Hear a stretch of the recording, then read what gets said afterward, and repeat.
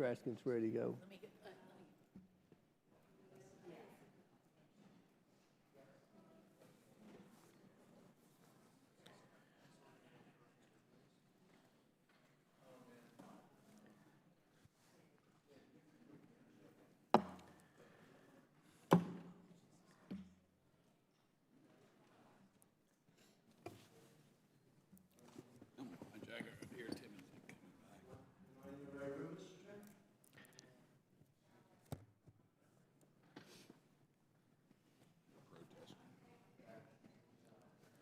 Scared him off.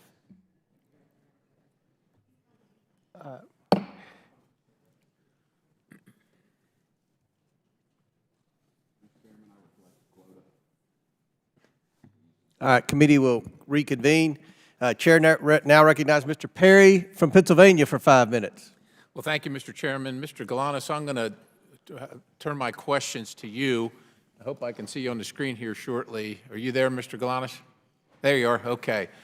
If we can jump right into another Biden-Chinese deal made while Joe Biden was in office, a deal I think you described in your interview as a quid pro quo, where the Chinese sent millions in exchange for a post-VP job for President Biden. Can you tell us what was Burnham? Yeah, so Burnham was an 85-year-old financial services company based in New York that owned an asset management firm and a securities dealer. But relative to the Chinese, it was an unimportant, small player. I'll give you scale, $1.5 billion versus $300 billion Chinese company. So what was Hunter Biden's interest in working with them, knowing that that was the situation?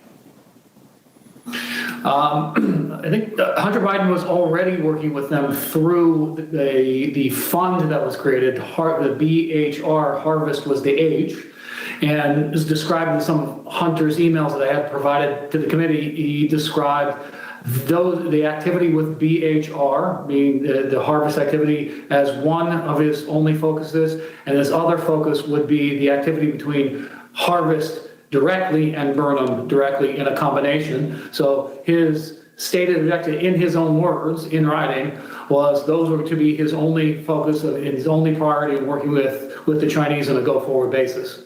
Did you also say that he said the interest in working with Burnham was to make billions instead of millions? Is that right? Yeah, I did say that, and that was on the basis of looking to become a much larger company where his equity interest would be worth a lot of money, billions, not millions. And you said the Harvest Fund was a $300 billion Chinese financial services company. Was it likely connected, or was it connected closely to the Chinese Communist Party and the Chinese government? That's my understanding. Okay.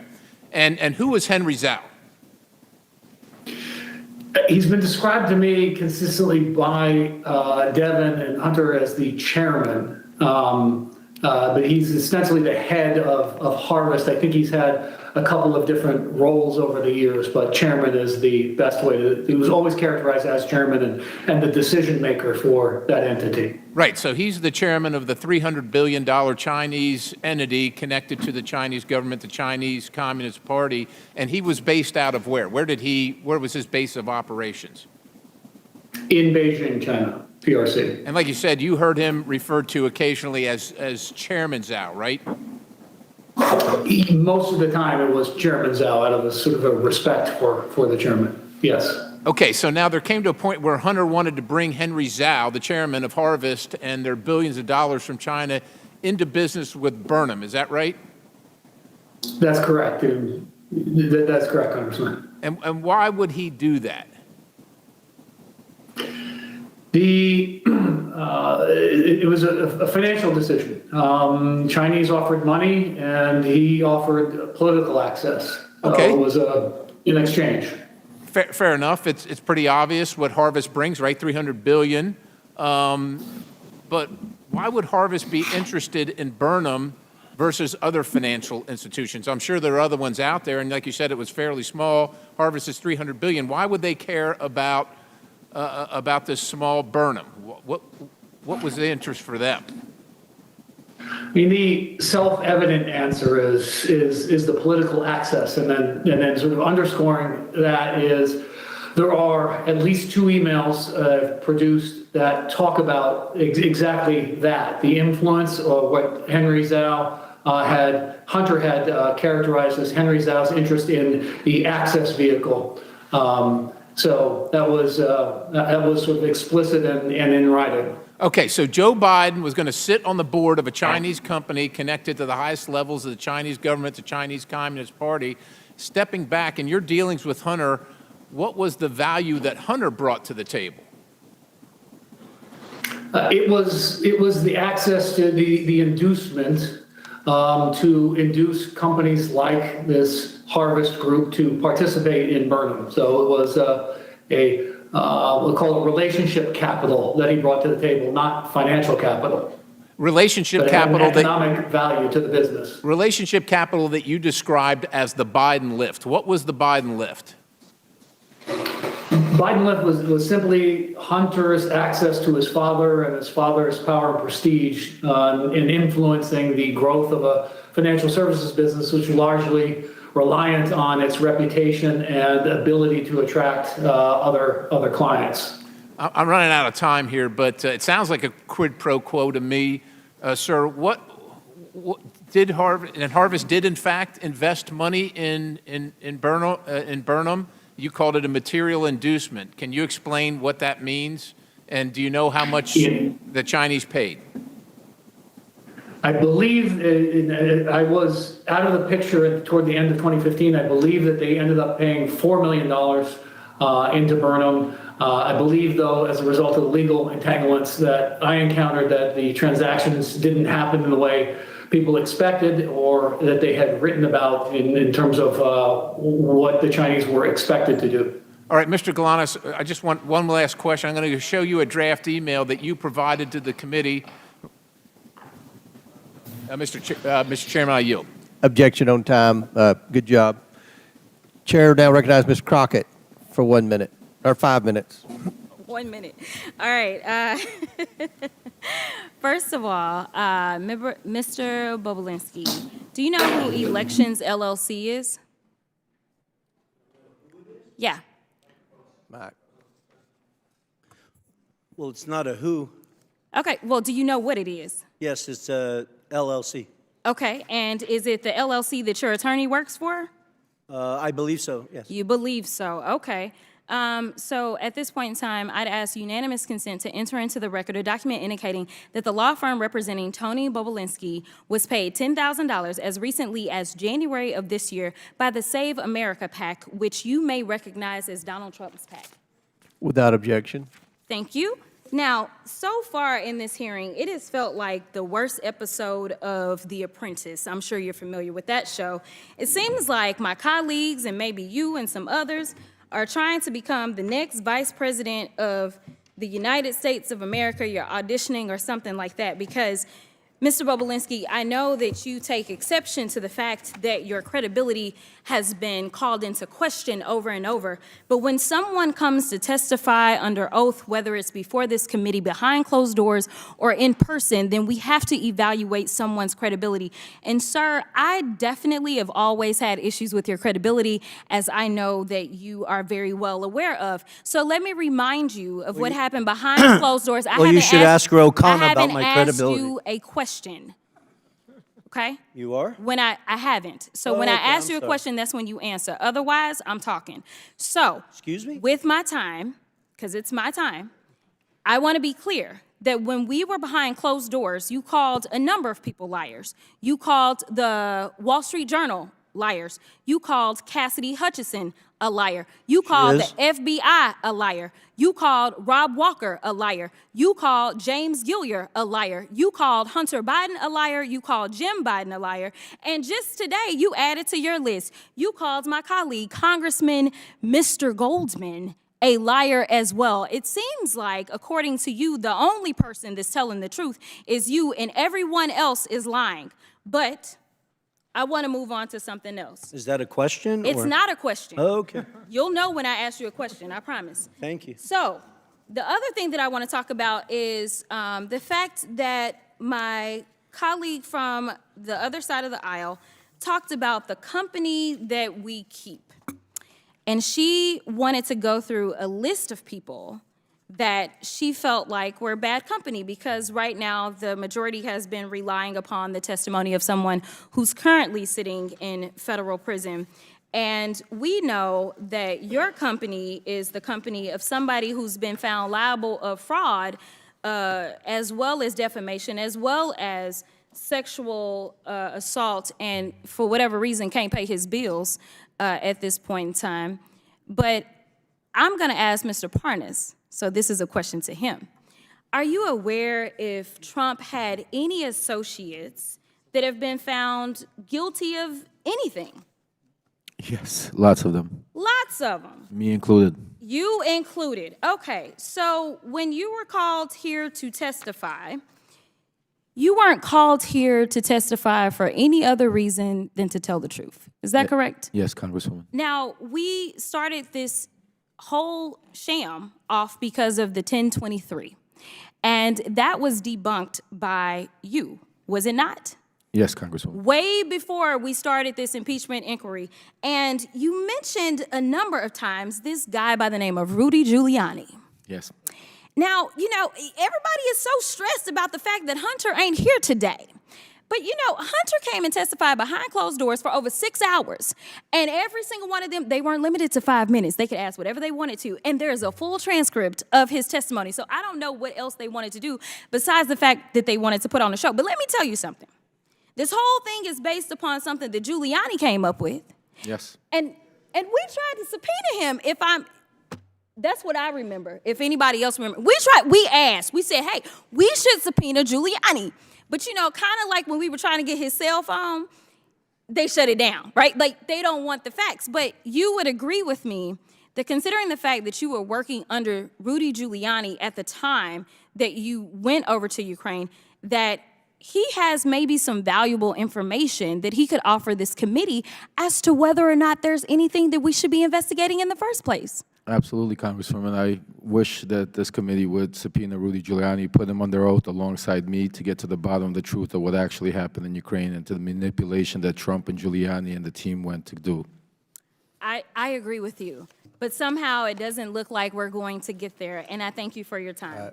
With that, I'll yield. Time's expired. Chair now recognizes Mr. Biggs from Arizona. Thank you, Mr. Chairman. Mr. Galanis, on May 9th, 2014, you received an email from Devin Archer confirming, or you wrote an email confirming that Ms. Badarina was investing with Burnham Investments, $15 to $20 million. Is that true? Yes, Congressman. And let's talk about the predicate for that. Ms. Badarina is the richest woman in Russia, and you knew her. And were you invited to a party that she attended? Yes, in Brooklyn, yes. Let's have the invitation up, please. And here's a copy of the invitation that you received. Is that right? Don't yet see it, Congressman. I did receive an email invitation, so yes. An email invitation. And did you go to that party? Yes, I did attend that party, yes. And was Hunter Biden at that party? Yes, he was. And we know that he was because we have confirmation of his calendar, which is the next exhibit. It was noted on there, and he showed up there. And so all of that's true. It's all verified right there. And Yelena Baturina and her then husband Yuri, they were at the party, right? Correct. With Devin Archer as well? That's correct. And during that party, you guys, Hunter pulled you guys, the people we just named, pulled them away from where the party is, and you go to a separate little area where it's quieter because there was over 100 people at that party. Is that true? That's true, yes. And all of a sudden, Hunter says, okay, I'm going to make a phone call. He makes a phone call, does he not? He does. To whom? He called his father. Then Vice President Joe Biden, who was Vice President at the time. What was said on the call, please? Wait a second. Before you tell us, the reason you know it is because he put it on speakerphone, right? He did. After he said hello, and then he put it on speakerphone, so I was first party to hearing it. And initially, sum it up. I'm sorry, Congressman, I talked over you. The Yeah, video please, conference please sum up. Please sum up that phone call for us, Mr. Galanis. Okay, it was a relatively short call, but it was, he indicated that our friends had come in from out of town, that then the exchanges it testified was related to they were going to proceed, things were going to proceed. And he said, the vice president had said, "You look after my boy." And it was 5 days after that party that you received word from Devon that Ms. Baturina was in for $15 to $20 million with you guys, right? That's correct. Let's go to a different issue. Let's go to the harvest issue. And I'll just refresh everyone's recollection. When Devon Archer was there, because at that time he had to come in. He came on in, and we had this great conversation with him. I said, hey, did Hunter ever indicate to you that the Chinese anticipated that after his father was out of office, he might join their company with one of their companies as a paid advisor? Mr. Archer says, did he intimate that? I said, did he indicate that to you? Mr. Archer, I don't recall, but potentially. I don't recall, but potentially. And I said, you don't recall, but it's not new to you. The concept is not new to you. Is that what you're saying? He said, no, it's not new to me. Why wasn't it new to him? Why wasn't it new to him? It wasn't new. It's because that was... Yeah, go ahead. It was an explicit discussion amongst us that was an inducement to the Chinese to invest in the Burnham business. Being the VP's position post his position, official position. On a board of advisors, paid board of advisors. Of the Chinese company, Harvest, yes. And when you say us, who was the us that was discussing that?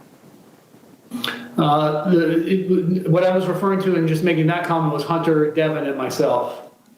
Let's go to something There else. was a broader sort of circulation group about that, and that was reflected in an email from a staff member at Thornton Group who circulated the draft email that also reflected that he had a similar conversation and drafted a letter based on that understanding. How long have you been incarcerated, Mr. Galanis? I've been incarcerated for 8 years, Congressman.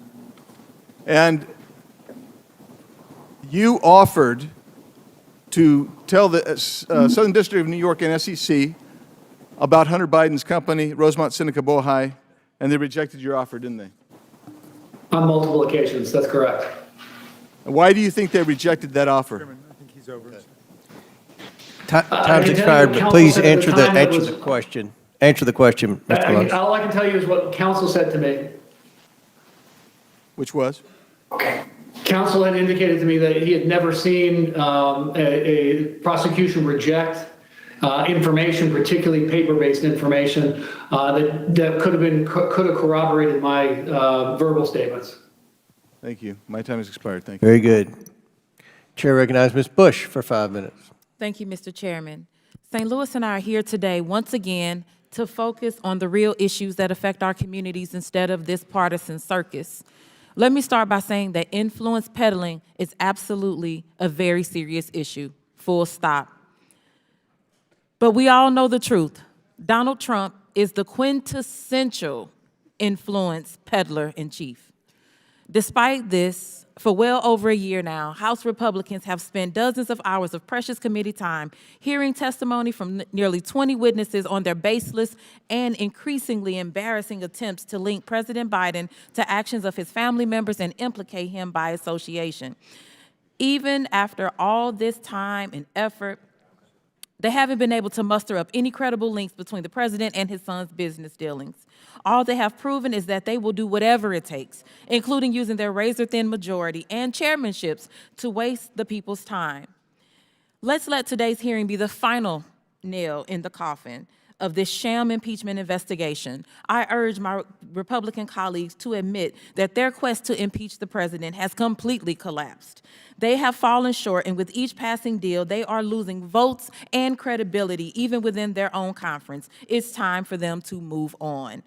But that's not likely to happen because my Republican colleagues don't care about responsible governance or making people's lives better. They don't have an affirmative agenda. They would rather distract us all with these unfounded accusations against the president. So it's no coincidence that under Republican leadership, 2023 marked the most unproductive year in modern history for Congress. Aside from a failed impeachment investigation, an unprecedented 3-week stint without a speaker, and bringing our country to the brink of a catastrophic government shutdown multiple times, Republicans have done absolutely nothing to demonstrate why they deserve to control any chamber of Congress, let alone the White House, for which their cult leader, a twice impeached, 4 times indicted former president, is running to gain influence and control again. They're just grasping at straws, and it'd be comical if it wasn't leading to real harm and real hurt in our communities. The people of our country are the ones paying the price for their failure to actually govern.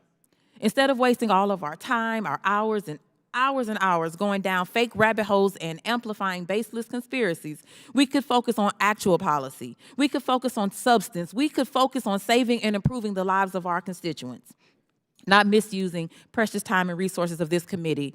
What I'd rather focus on is the people who don't have the money and resources to buy influence, the millions of people in our districts who have been harmed by the ongoing refusal of the federal government to take full responsibility for the Manhattan Project waste, and who are still getting sick from exposure to toxic radioactive waste their own government created. It still lingers in communities all across the country, like in St. Louis, Missouri, where proper cleanup still remains undone. I am ranking member on the Subcommittee on Economic Growth, Energy Policy, and Regulatory Affairs. I have repeatedly requested a hearing on Manhattan Project waste and its countless victims. I'm still waiting. We could focus on ending the crisis of gun violence in this country. Every day, 327 people are shot in the United States. Every year, 42,654 people die from gun violence. More children die from guns than anything else in this country. Why are we not acting to protect them? How are we not treating this like the public health emergency that it is? We could focus on improving the lives of incarcerated individuals and weaning ourselves off of the carceral state. A currently incarcerated individual is your star witness today. I applaud your inclusivity, and surely if folks convicted of crimes can testify before Congress, they should be allowed to vote. Why not enfranchise them? What about reproductive rights and freedom? We have a public health crisis in this country where millions of people of reproductive age can't get the care that they need. People in St. Louis are being forced to give birth against their will. Republicans need to use abortion care just like the rest of us. Why not meaningfully address this issue? We need to focus on ending the atrocities in Gaza and Israel. Since January, malnutrition in children under 5 has nearly doubled. Global experts warn famine is imminent for 1.1 million people, half the population, due to catastrophic food insecurity. Why are we not acting to reinstate UNRWA, prevent famine and the spread of disease, and ending the continued slaughter of Palestinians? We do not have infinite time and resources. I will stop there. Thank you, and I yield the balance of my time to Rep. Goldman. Thank you very much, Ms. 10 Bush. seconds. I want to just point to a photo here. Mr. Bobolinsky, you have testified that Cassidy Hutchinson's account that you met Mark Meadows, then Chief of Staff for Donald Trump, at a Trump rally in Georgia behind Secret Service cars. You were wearing Time's a mask. expired. Sir, you went over a minute late with Mr. Perry. If we could have a little extra time. The Trump rally that you said that Time's she was expired. lying. Chair now recognizes Mr. Sessions for 5 minutes. Mr. Chairman, could we have some basic equity? If someone else wants to yield, she had 8 seconds to yield him, and he's got up here with a speech. He's already No, I have a simple abused his question. privilege by making a motion I have a that simple wasn't even a question. motion. Chair has Went over a ruled, the minute. chair has ruled, the chair has ruled. What are you can get afraid of, someone else Mr. to Chairman? Recognize your, What are you afraid of? Why don't you let me ask What the do you- question? chair recognizes the gentleman from, what purpose do you seek recognition, Mr. Biggs? Unanimous consent to introduce the documents into the record. Without objection? Thank you, So Mr. ordered. Chairman. Here they are. One is the invitation that was mentioned. Another is Hunter Biden's calendar.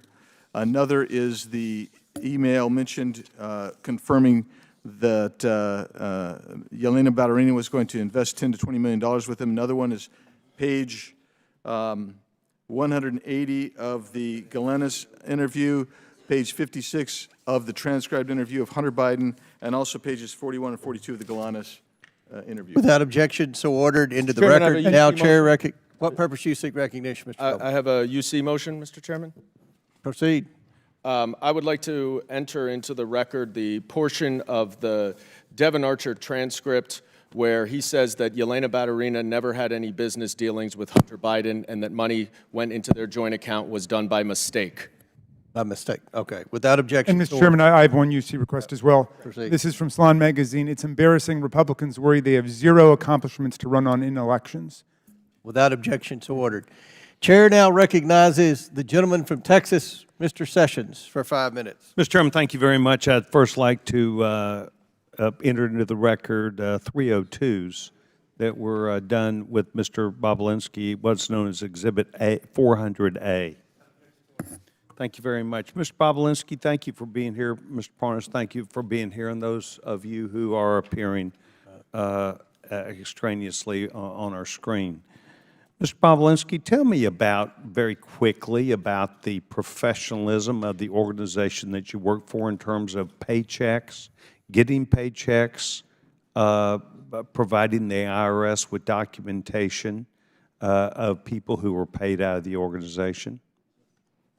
I'm not sure I'm following your question. Were you ever paid? I was not. So you were never paid by this organization? I was not. Did you ever receive any enumeration?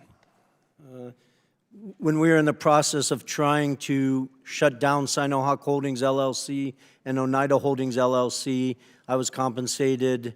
It wasn't a compensation, it was a reimbursement of $50,000 of money I'd come out of pocket, traveling around, paying for hotels and stuff like that. So, in other words, people did not get paid, or you didn't get paid that you were aware of. Were you aware that other people were being paid?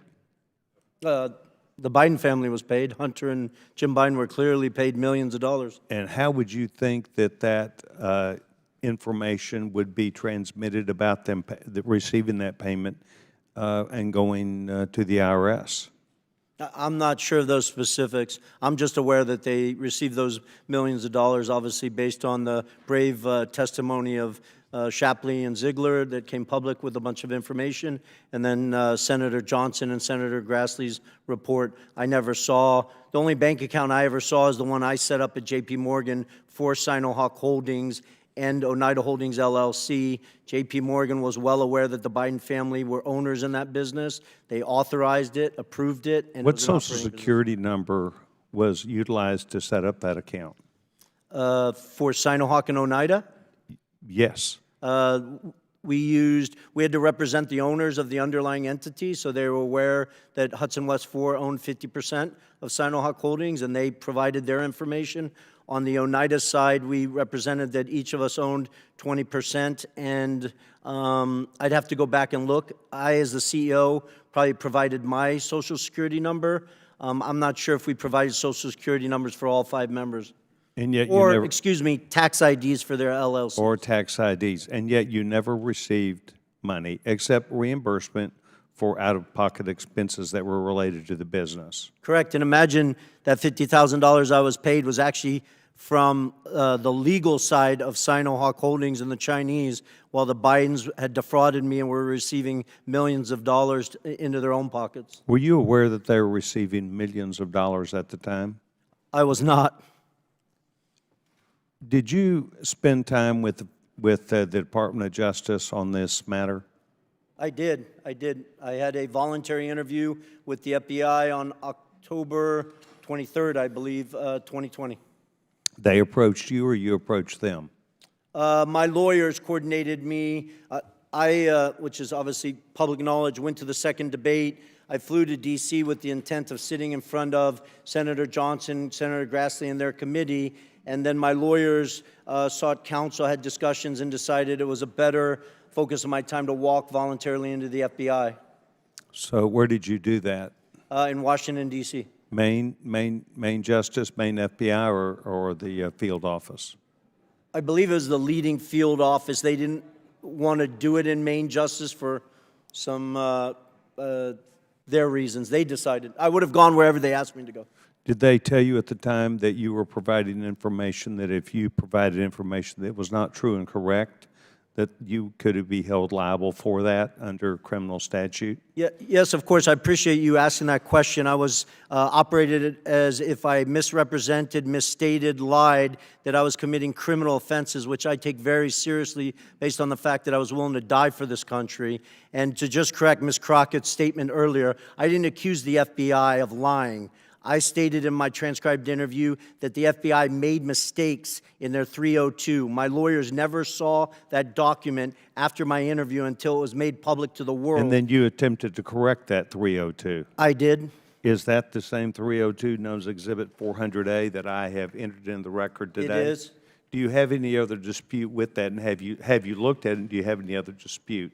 Well, there's numerous mistakes in it. Okay, thank you very much. Do you have any reason to believe that all of these SAR reports that have come out of banks were all fraud? Gentleman's time's expired, but he asked a question about the SARS reports.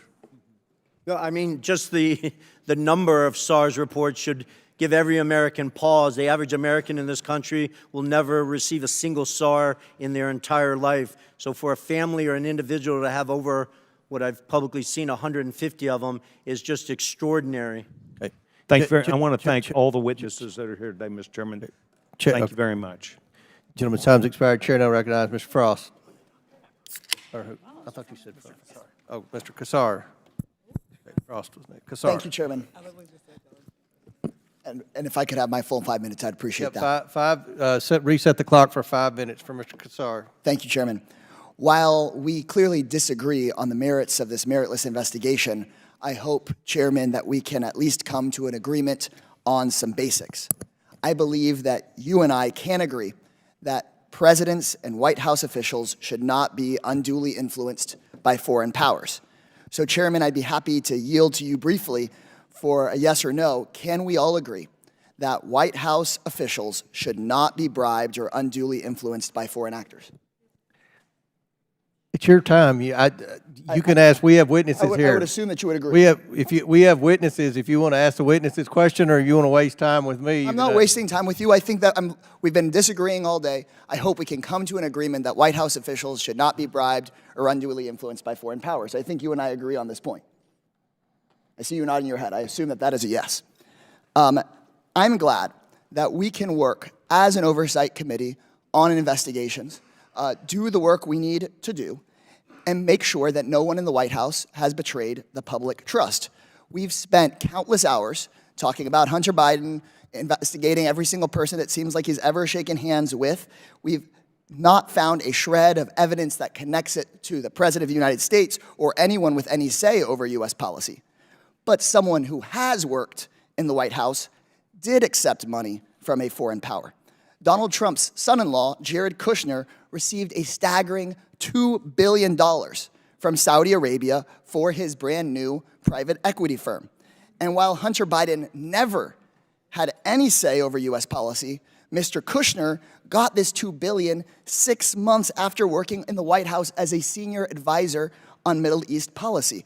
Mr. Kushner had no experience in private equity. In fact, he was so inexperienced that Saudi officials tried to block the transfer of the money until the Crown Prince overruled them. While working at the White House, Mr. Kushner pushed through a $110 billion weapons sale for Saudi Arabia. I'm finishing my point, and then I'm happy to talk about it. He then defended the deal in the wake of the Saudi government's murder of journalist Jamal Khashoggi.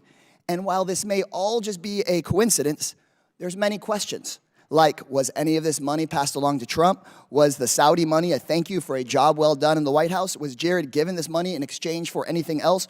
Or did someone with no experience just have a lucky payday? These are questions we should have answers to. Would the gentleman yield for a second? That the Oversight Committee should look into. But we can just add another question.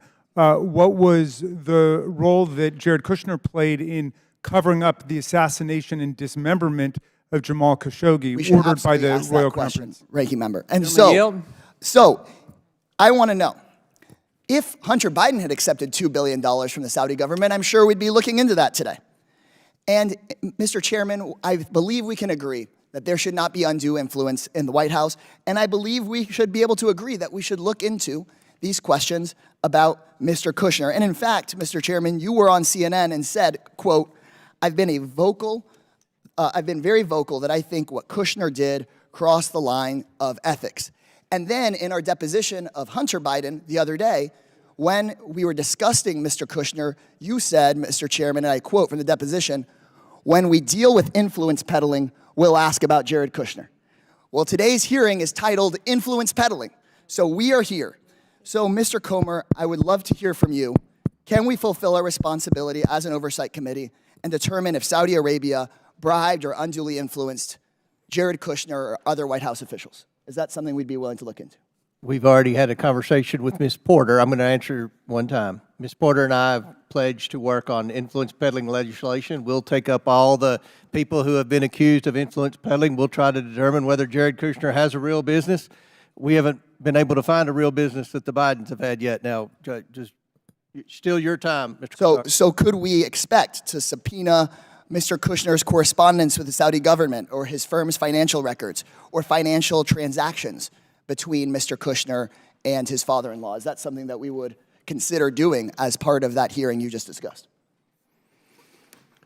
What was the question? If we are serious about looking into foreign money, I saw recently a poster board here about $100,000 to a car dealership. Are we going to be serious about the $2 billion from the Saudi government to Mr. Kushner? My question is, would we be at least subpoenaing Jared's correspondence with the Saudi government and his firm's financial records? Can we commit to doing that? I think it's important to see if there were real legitimate businesses. And if there was influence let me peddling? ask you a question. What business was Hunter Biden in?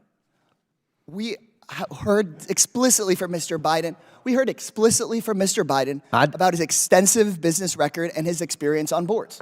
We heard about that. Time's expired. Mr. Kushner, on the other hand, Chair now recognizes $2 billion. Mr. Fallon for 5 minutes. Mr. Chair, That's a shame. before I start my questions, I'd like to enter into the record, submit to the record an article from the Kyiv Post, and then a second article from the Kyiv Post entitled Prosecutor General Shokin Resigns, and it's updated. If I can enter this in. Without objection to order. Thank you, Mr. Chairman. I sat in on the entire 7+ hour deposition that Hunter Biden gave to this committee, and one of the things that stood out to me was his assertions with a rather braggadocious flair of his business experience and his acumen and his impeccable qualifications. He claimed with quite some vigor, I might add, that he was a brilliant, accomplished, and highly sought-after business commodity. He's very successful, and he had an unparalleled resume that he recited to us chapter and verse to prove it. That was at least the face his lawyers, this administration, and the House Democrats wanted him to wear. Of course, there's another possibility, one that this pesky little thing we call reality, that he was a spoiled, entitled East Coast patrician with a senator and then VP daddy who squandered his many life advantages and spiraled into a decadent behavioral pattern of narcissistic excess and criminal addiction. And to feed his very large carnal appetites, he acted as his family's bagman in an influence peddling and access selling scheme that netted the Biden tribe over $24 million in illicit foreign cash. Lots of money, little effort, in a get-rich-quick scheme. If he was such a skilled and gifted businessman as he claimed, his services would be sought after, in fact, even fought over. Mr. Boblinski, to your knowledge, how many Fortune 500 companies retained Hunter Biden on their board of directors? Now or in his Ever. I can't confirm any. Yeah, because there aren't any. Zero. How about how many energy companies retained Hunter Biden? I'm sorry, how many American energy companies retained Hunter Biden on their boards of directors? Zero. Zero, nada, correct. There was one energy company that retained him on their board of directors. Do you know what that name of that company was? Yes, Burisma. Burisma, correct. Where's Burisma located? Ukraine. Really? That's interesting because, and he was hired actually for no small sum, $1 million a year. Hunter Biden said in his deposition he could bring, and Mr. Chairman, I apologize for laughing, but he said his corporate governance to the table. He brought something far more valuable than his corporate governance. He brought his, in his fictitious business acumen, he brought his daddy with him. You see, Joe Biden just happened to have been given the country of Ukraine in his portfolio of responsibility to oversee by the Obama administration. So let's go over some facts, Mr. Chairman. Fact, Burisma and CEO Mykola Zlochevsky had been investigated for corruption. Fact, in September 2015, then U.S. Ambassador to Ukraine Jeffrey Pyatt specifically mentioned Burisma as a corrupt entity. Fact, Burisma was paying the son of the vice president of these United States $1 million a year to serve on their board. Fact, December 2015, Joe Biden visits Ukraine, demands Viktor Shokin, the prosecutor general of Ukraine, who's investigating Burisma, his son's boss, be fired. Fact, February 2nd, 2016, Kyiv Post reports Viktor Shokin won a court order to seize assets of Burisma CEO Mykola Zlochevsky. 2 weeks later, fact, Shokin resigns. President Poroshenko called on him to resign. He resigned. He essentially was fired at the behest of Joe Biden. Fact, 2016, February, 2 weeks later, there's a little email sent from Vadim Pozarsky, COO of Burisma, he's an executive of Burisma, and to Hunter Biden, asking him, hey, Hunter, will you help us out? We want to get the embassy, the U.S. Embassy in Ukraine to say that we're a good company. Now, the ambassador just said they were corrupt a few months prior to that. And then, lo and behold, with the seal of the United States Embassy, they say that we have no negative information or feelings about Burisma. So what changed in those 6 months? It was magic. The power of the vice president's visit when he demands that his son's boss, the prosecutor who's investigating his son's boss, be fired, and he's going to withhold $1 billion worth of aid, actually, I think loan guarantees, if Shokin's not fired. And then Shokin is fired. The embassy says that Burisma is a great company. Our Democratic colleagues would have us believe, Mr. Chairman, that that was all magic, that there was no coincidence here. And with that, I yield the balance of my time to Mr. Jordan. I appreciate the gentleman yielding. I was just going to point out that Jared Kushner was one of the key officials involved in the Abraham Accords. If we want to talk about influencing foreign, how about the President of the United States, what he said in his State of the Union regarding Israel, and how about what the Democrat leader of the Senate said last week, in that Israel should change its prime minister, for goodness sake. That to me is a concern. Jared Kushner was doing good work with the Abraham Accords. Of course, the Democrats don't want to admit that. I appreciate the gentleman for yielding. Chair now recognizes. Mr. Chairman, I have a motion. I would move pursuant to Clause 2K6 of Rule 11 that the committee issue a subpoena to Jared Kushner to compel testimony related to the $2 billion collected from Saudi Arabia after his service within the White House. Second. There's a motion, and for what purpose does the gentleman from Ohio seek recognition? Move to table the motion. There's a motion the motion to table is not debatable. As many as are in favor of tabling signify by saying aye. Aye. All those opposed signify by saying no. No. In the opinion of the chair, the ayes have it, and the motion to table is agreed to. The committee will now resume consideration of this hearing. Now, chair recognizes, is it Ms. Lee? Who's next? Thank you, Mr. Chairman. I think it's fair to say at this point that Republicans on this committee are relying on Mr. Bobulinski as their star witness, the only fact witness they have brought in person before this committee. So I think we'd all expect that Mr. Bobulinski would have extensive inside knowledge about the involvement they allege that President Biden and in Hunter's business ventures. As Mr. Parnas can vouch for, previous impeachment inquiries relied on whistleblowers and witnesses with intimate details of what went on, firsthand accounts of high crimes and misdemeanors. You could point to exactly what the allegations were and understand what was going on. There were laid out chains of events pointing to a named crime, lying under oath, obstruction of justice, abuse of power, incitement of insurrection. Yet we're left floundering here with zero direction and zero real evidence while we watch this kangaroo court struggle to continue on. And today we have Mr. Bobulinski, whose biggest contribution is that he had, quote, multiple meetings with Joe Biden. But let's be clear. He spoke with Joe Biden a grand total of 2 times in the span of less than 24 hours in 2017, and each was short. One in public in the bar of a hotel, and then for a few minutes backstage of the Milken Conference after Biden spoke about the efforts to fight cancer, which took the life of his son, Beau. I think we also need to clarify that while Mr. Bobulinski is all of a sudden today claiming that they talked business, but at no point did he mention this during his deposition under oath with this committee.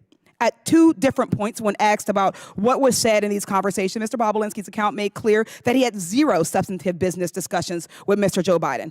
Mr. Bobulinski described those conversations twice during his transcribed interview, and both times he provided the same account.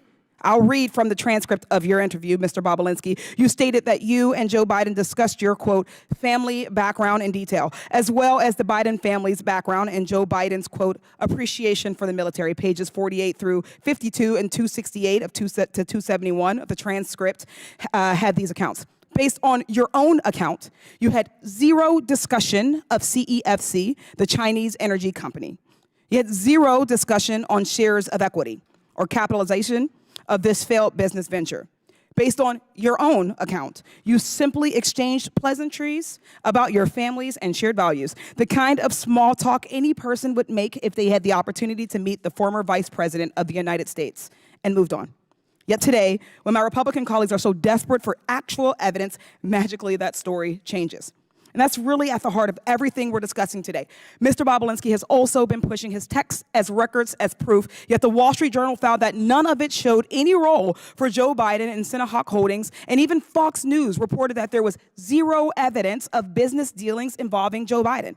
Mr. Bobulinski would have us believe that everyone is a liar except him, and except for when he's under oath. That everyone misremembers except for him and except for when he's under oath. The FBI, the Wall Street Journal, his business associations, all liars. Republicans in this committee and the culture warriors of Fox News keeps saying, look at the documents, look at the documents. So let's look. This purported investigation has received over 100,000 pages of documents, and not a single one shows any evidence of any wrongdoing, much less an impeachable offense. And taking a step back, even if Joe Biden had discussed his son's business ventures with Tony Bobulinski in 2017, and this is rhetorical, so what? What would be the high crime of misdemeanor? What would be the impeachable offense? We're talking about what private citizen Hunter Biden was doing with his time at the time, private citizen dad. This impeachment inquiry is not about facts or evidence. It's not even about impeachable offenses. It's about keeping the American people distracted while we do nothing on reducing gun violence, nothing on lowering healthcare costs, nothing on reforming our criminal legal system. This has been the least productive Congress in decades. We're just now, in March, finally funding the government for this year. That's shameful. This unserious hearing is a waste of our time and our resources. I yield with that, and I yield the remainder of my time to Representative Crockett. Yes, I just want to make sure that I point out, and this is not a question, just in case you wanted to know, that on page 174 of your transcribed interview, line 9, it says, this is an absolute lie, in reference to talking about the FBI. What you stated, I did not call the what was FBI stated agents right liars. before that was, first of all, they I misstated said that I'm or made speaking, and I did mistakes. not ask you a question. First of all, it doesn't say Tony Bobulinski told the FBI. This is a summary of 2 agents that took notes through my interview, and their summary apparently that they presented says Bobulinski first met in person with members of the Biden family at a 2017 meeting in Miami, Florida. This is an absolute lie. That is what it says. The final thing that I'm going to say is about this. What we have from Kim Buck, a Republican, I don't think that the impeachment of Biden is appropriate, and so House Speaker Mike Johnson's ability to talk me into staying here is going to be about as successful as his ability about talking me into an unconstitutional impeachment. I'll let her have 30 seconds over. Chair now recognizes Mr. Burchett from Tennessee. Thank you, Mr. Chairman. On July 30th, 2017, Hunter Biden wrote to his Chinese business associate, Raymond Zhao, I'm sitting here with my father, and we would like to understand why the commitment made has not been fulfilled. Mr. Bobulinski, why did Raymond Zhao work for who did Raymond Zhao work for when this message was sent? Raymond Zhao worked for Director Zhang at CFC. Is CEFC connected to the Chinese Communist Party? It is. Is CEFC a corrupt organization? It was. From your perspective, what has occurred what had occurred with CEFC from the end of May to this July 30th text message? Well, it's tough to go through all these details in 20-second clips, but at the end of July, it's important to note Jim Biden was broke, Hunter Biden was broke, published by the brave whistleblowers Shapley and Ziegler, and Hunter made the conscious decision to basically defraud the partners of Sinohawk Holdings and Oneida because he needed money immediately. They've published pages of text messages where he's trying to get money into his bank account. And so that night, for whatever reason, on the 30th, when he asked why hasn't the commitment been fulfilled, the commitment he's talking about is actually the $10 million funding into Sinohawk Holdings, LLC. Really key point. But the next day, he decides that he's going to defraud Sinohawk Holdings and Oneida, create a new entity called Hudson West 3. Well, actually, change Hudson West 3. It had already previously been created by the Chinese, and make himself a 50% owner in that entity. So when the Chinese did send money, he would have instant access to it. Really important, backed up with tens of pages of communications. He wanted to get access to the money the second it came in. And in Sinohawk Holdings and Oneida Holdings, he did not have that power. I just want to address one thing real quick. Hunter Biden represents, he's a governance expert. That's why Burisma put him on the board. Well, he obviously can't do basic math. The board of Oneida Holdings had 7 votes. Each one of them, Hunter, Jim Biden, James Gillian, and Rob Walker, had a single vote. I had 3 votes. I have a master's degree in electrical and nuclear engineering. I think I can do math. I had 3, they had 4. They controlled Oneida Holdings. So Hunter Biden's representations that I was trying to take the business from them or I didn't know is all a sham and a misrepresentation. He wanted money in his account instantly, and that's why he shook down the Chinese, and they were willing to send him that $5 million because they viewed it as a bribe to the Biden family. They say it in their own communications. Are you aware or not that they pay taxes on any of that? I can only go from public testimony. I was not involved in their taxes. Okay. On July 31st, the next day, Hunter says he hopes Kevin should know that the plan to speak is highly confidential. And Raymond Zhao responded, CEFC is willing to cooperate with the family and the priorities to solve the problems mentioned last night. What family was Raymond Zhao talking about? Was it the Bidens? The family was the Biden family, and more importantly in that text is what is he talking about is the confidential matter. The confidential matter he's talking about were 4 sealed indictments in the SDNY where they were about to indict executives of CEFC that we now know. I didn't know that in July of 2017, but the SDNY knew. Charles McGonigal, who's now apparently going to serve 78 months in prison, ran counterintelligence for the FBI in New York City, where Chairman Yee was dropping $50 million of cash for penthouses in Manhattan. So who you should be asking all these questions are the Department of Justice, the SDNY, the FBI, because they have troves of evidence that back up what was going on in July 2017 and in August 2017. So I apologize, Congressman, to be so passionate and to take your time, but this is what I need you guys, or the focus has to be of your oversight committee. This involved the Chinese Communist Party. They were doing a transaction with Rosneft, which was a Russian-sanctioned U.S.-sanctioned company at the time, and the Biden family was right front and center in the middle of it. Thank you. I'll switch gears for a second. I wish Hunter Biden were here because I'd like to ask him about his taxes. I want to know if he paid his fair share, just like his dad's asked Americans to do. I want to know if he's current on his taxes, and if he isn't, I'd like to ask him when he plans to pay up. Mr. Bobulinski, you're a businessman. Did you pay your taxes? I did. Mr. Bobulinski actually pays his taxes, unlike the president's son, and yet Democrats on this committee act like Hunter is the believable one out of you two. Joe Biden has no right to lecture the American people about their taxes until he gets his own house in order. Thank you, Mr. Chairman. Very good. Chair now recognizes Mr. Moskowitz for 5 minutes. Mr. Chairman, thank you. By the way, how are you doing? Good? Okay. Mr. Bobulinski, over here, how are you doing? Good. So I just have a question. We've been at this for 15 months now in oversight. I know this is your first time here. But do you think Chairman Comer has proven that Joe Biden has committed a high crime and misdemeanor?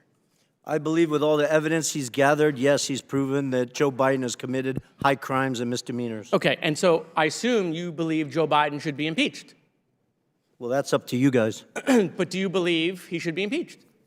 It's yes or no. Do I personally believe Yeah, or yeah, you. under constitutional? No. You personally, do you believe he should be impeached? I do. Okay, and you believe that because you believe Chairman Comer has proven that he committed a high crime and misdemeanor?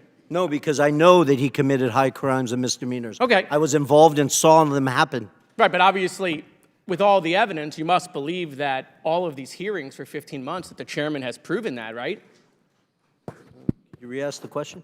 Sure. I'll sum it up. I assume you believe he should be impeached, but my point is that the chairman has not yet moved for that. And so, look, Chairman, we got like 3.5 minutes here. I mean, let's just do the impeachment. I mean, why continue to waste millions of dollars of the taxpayers' money if we're going to impeach because you believe you've shown he's committed a high crime and misdemeanor? What are you waiting on?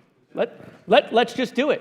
I mean, by the way, we got Chairman Jordan here also, the double chairman. Why aren't you guys calling for the vote in your committee? When is it going to happen? When can we tell the American people you're going to stop wasting their money and just call for the vote on impeachment? Gentlemen, yield? Gentlemen, yield? Sure. We don't do snap impeachments like you guys. We actually do the facts. We do oversight according to the you're Constitution. never going to call for it. You're never going to call for it. I mean, now you can predict. You can predict the future. How do you know? You guys only have 6 more months probably in power, right, until the election. So are you going to do it in 2 months? Are you going to do it in 3 months? Like, tell the American people. Does the Constitution put a time limit on oversight? So I don't think I didn't read that in the Constitution. If you believe you can't call for the impeachment now, then what you're admitting is you haven't yet proven that he's committed a high crime and misdemeanor. You haven't proven it yet. Otherwise, you would call for it, I assume. We're doing our work. Okay, so they haven't proven it, right? They haven't proven he committed a high crime and misdemeanor. Otherwise, we would call for impeachment. So look, the chairman knows me well. I mean, I'm just here to help him, right? And so I just think we should do it today. Let's just call for it. I'll make the motion, Mr. Chairman. I want to help you out. You can second it, right? Like, make the motion to impeach President Biden. Go ahead. It's your turn. You second it. No, nothing. Okay, we got nothing. So I want to, with my last couple minutes, show the American people that they're never going to impeach Joe Biden. It's never going to happen because they don't have the evidence. Okay, this is a show. It's all fake. They just want to do these hearings. It's not leading to impeachment. They're lying to their base on Newsmax and Fox, leading these people to believe that they're going to eventually impeach the president. It's not going to happen at all, ever. Period. They don't even have the votes, even if they had it in committee. They don't have the votes on the floor. They know that. They got members resigning rather than taking a vote on the fake, faux impeachment. Just ask Ken Buck, who said the speaker ain't going to get me to take an unconstitutional impeachment vote. I mean, boy. I mean, so, look, I mean, if these hearings were a success, right? If what we've been doing for the last 15 months had convinced the American people that Joe Biden committed a high crime and misdemeanor, you can be damn sure they would have called the vote by now, right? But they want it to go on. They either want it to go on because they don't have the evidence. Are you asking me a question? No, I'm just looking at you. Oh, okay. But if you want to talk to me, we can talk. Well, no, I think you haven't read recent data that shows the American people are well aware of the Biden's corruption. Perfect. So then ask the chairman why he hasn't called for impeachment, Tony.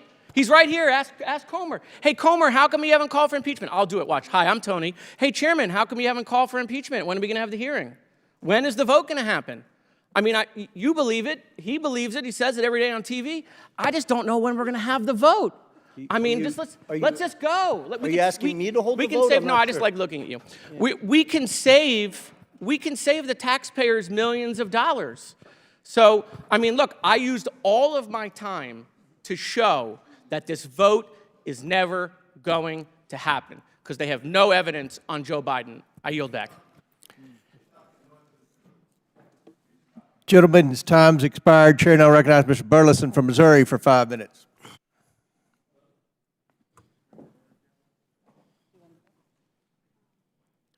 Switch mics. Restart the clock. Who served in prison for felon? Not me.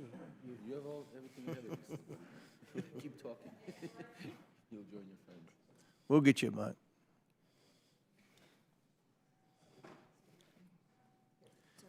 Do you want to go to that one? Apologies. All right, we good? Now we are. All right. I want to start with Galanis. Mr. Galanis, you've heard the expression, say it, forget it, write it, regret it. Have you heard that expression? Mr. Galanis? Yes, I'm here. Congressman? Have you heard the expression, say it, forget it, write it, regret it? Yes, I have. It was a practice that we used in our business. In whose business? Business with Hunter Biden and Devin Archer. Okay, so it's their expression. Referred to as Burnham. Let me ask you a question. Who is Harris Youssef? Harris Youssef is a Ukrainian investor originally from Syria, a longtime colleague of Dmitry Firtash. So he's a colleague of Dmytro Firtash. He was mentioned earlier this hearing. Who is Dmytro Firtash? He's a Ukrainian oligarch very close to the Kremlin who made his fortune primarily in trading gas from Gazprom, the Russian state oil and gas company. So connected to Vladimir Putin, correct? Very much so, yes. Yeah, in fact, during Hunter Biden's deposition with the committee, he justified his role. I think you'll find this comical. He justified his role on the Ukrainian Burisma board by saying, in essence, that it was his patriotic duty, that he was serving, freedom, because there were, this is his quote, there were two gas companies inside Ukraine at the time. One of them was a state-owned, which was highly corrupt and connected to people like Firtash, which was directly going into Vladimir Putin's pocket. The only independent company was Burisma, end quote.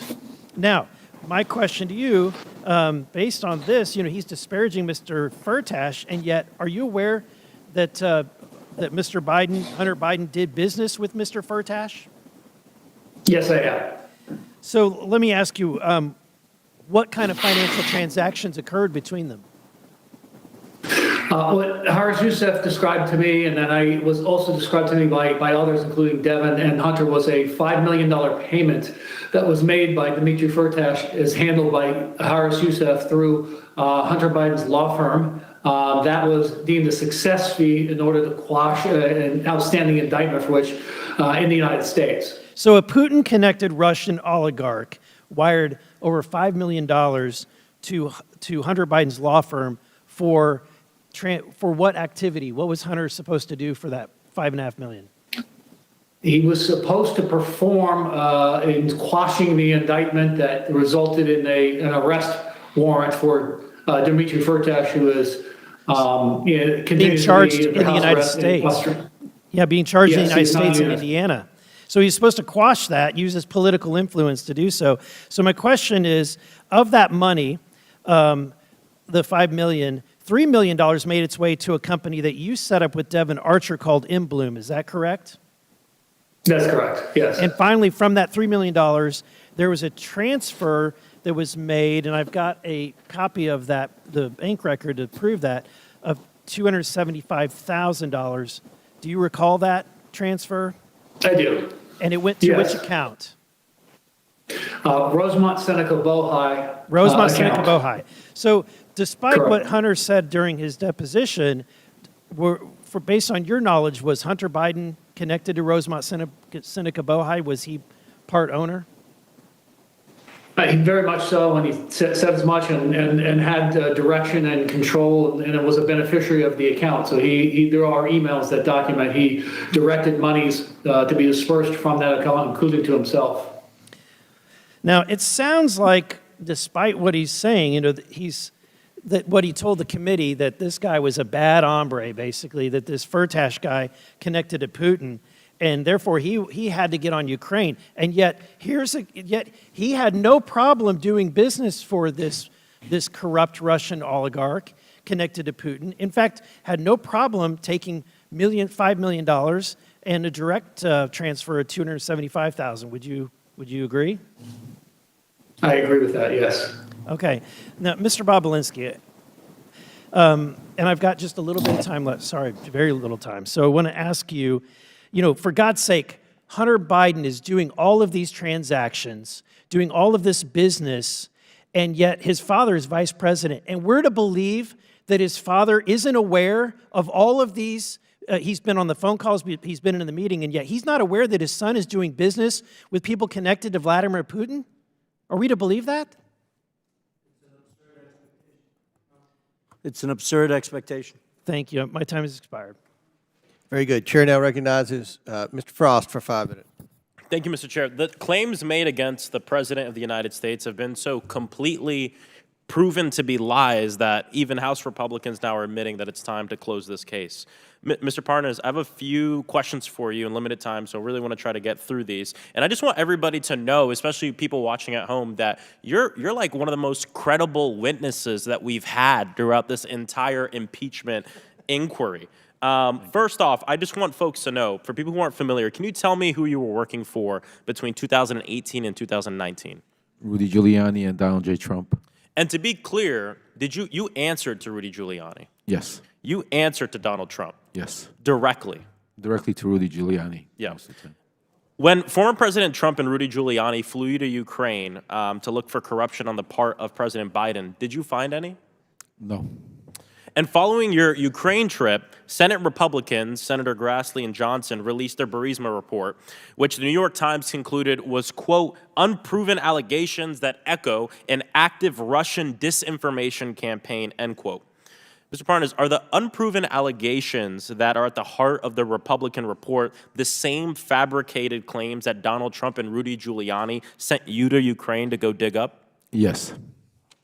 Last summer, you wrote a letter to Congress noting that when the media started to get tired of the smoke screens and using this, one of the authors of the Republican Burisma report would be your, quote, guy in the Senate to push all the information, end quote. What did you mean by that?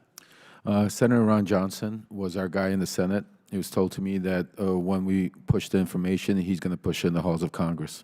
So when the media was getting skeptical about pushing disinformation after they've proven it wrong time and time again, the plan was to have a U.S. Senator, Ron Johnson, to push that disinformation even further. Correct, because we had Congressman Nunes already doing it, so Senator Ron Johnson jumped on board. This Congress, both Chairman Comer and Chairman Jordan, have centered this entire sham impeachment hearing on an FBI tip sheet. This tip sheet made wild claims about bribery that didn't even come close to being backed up. And in fact, it's all being proved to be one big lie. Mr. Parnas, is the allegation in the FBI tip sheet based on the same fabricated claims that Donald Trump and Rudy Giuliani flew you to Ukraine to dig up? Yes.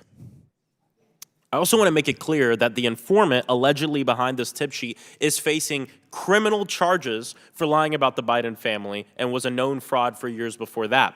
The same fabricated claim kept popping up and getting smacked down over and over again. In fact, our colleagues at the Foreign Affairs Committee did some amazing work on this investigation and found that this lie dates back to December 2015, almost 10 years ago. Do you happen to know the article that I'm referring to?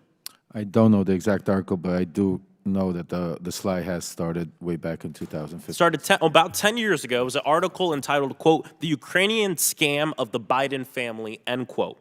And it was posted to a Russian language media website registered in a city in Russian-occupied Crimea. Mr. Parnas, do you have any doubt that this fabrication claim, the claim that Donald Trump and Rudy Giuliani sent you to Ukraine to try to dig up more information on, is part of Russian propaganda and an effort to destabilize Ukraine and undermine our democracy? As I sit here today, I have zero doubt that Russia's involved. This is a Russian campaign to interfere in our elections. Thank you. I appreciate it. I appreciate it from someone with firsthand experience. Look, to recap, there's no evidence that support allegations that President Biden engaged in corruption in Ukraine. We know this.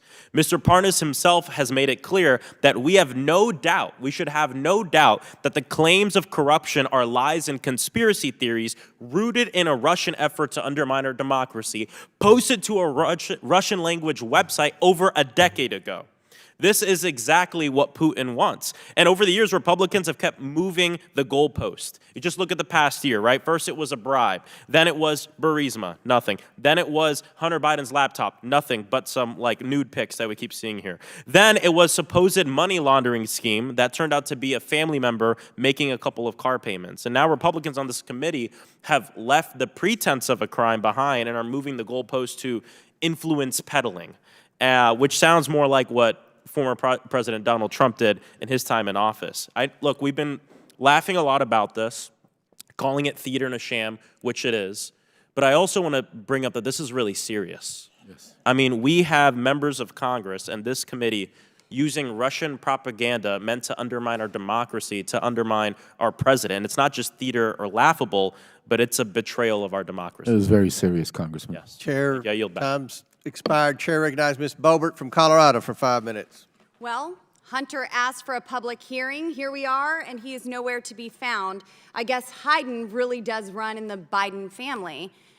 Now, Mr. Bobulinski, in your testimony, you state, "It is clear to me that Joe Biden was the brand being sold by the Biden family." In your experience, what is the value to Joe Biden in helping his family collect millions from foreign adversaries? What's the value to Joe Biden specifically? Yes. Well, his children and brothers were enriched, which to AOC's questions earlier violate corruption statutes, RICO statutes, FCPA statutes, FARA statutes. Yes, so you would agree that the Biden family was involved in this corruption and influence peddling and selling access to the federal government? I do. Mr. Bobulinski, in your experience, did President Biden play a more active or passive role in his son Hunter Biden's business dealings? I quantified it previously as he acted sort of like a chairman. He showed up and shook hands. He's been called the chairman. Yeah, he showed up, shook hands, and that's all the Chinese, Ukrainians, Romanians, Russians, whoever was need. It's not what the Canadians, the Australians, and Americans need, but in those parts of the world, that's what they need. Thank you. And now I'm going to switch over to Mr. Galanis. During his 2020 presidential campaign, then candidate for president Joe Biden said his son did not make any money from China. Did Joe Biden lie? Yes or no? Yes. Mr. Galanis, you are aware of the BHR fund that consisted of Bohai, a Chinese state-backed company, Harvest, a China company, and Rosemont, the Biden entity, correct? Yes, I am. And Mr. Galanis, you're aware that Hunter Biden formerly held 10% of that Chinese entity, and would it surprise you, if you were aware, that Hunter Biden held 10% of this entity well into his father's presidency?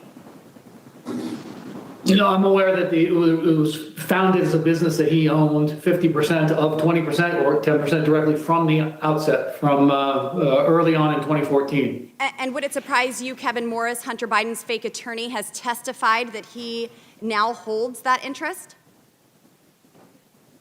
I don't have any knowledge about that, so not much of this would surprise me. Mr. Bobulinski, in your testimony, you stated the Chinese Communist Party, through CEFC, successfully sought to infiltrate and compromise the Obama-Biden White House during 2015 and continued through when Joe Biden left office. Would you agree that the CCP compromising the White House is a serious threat to our nation's national security? I do. Thank you. And now Joe Biden has leveraged his elected position to enable the Biden family, their business associates, and their companies to receive over $24 million from foreign nationals and their companies and their related companies. Biden is compromised and is a threat to our national security. After today, it's clear that Joe Biden is a bigger CCP asset than Fang Fang herself. Will we ever come to the agreement that it is far time that Congress holds the resident of the White House accountable for selling out the American people? Unfortunately, my colleagues to my left have a highly coveted made-in-China product, a brand, if you will, and that is Joseph R. Biden. Mr. Chairman, I yield the remainder of my balance to my friend from Florida, Matt Gaetz. Mr. Parnas, how much time did you spend in prison?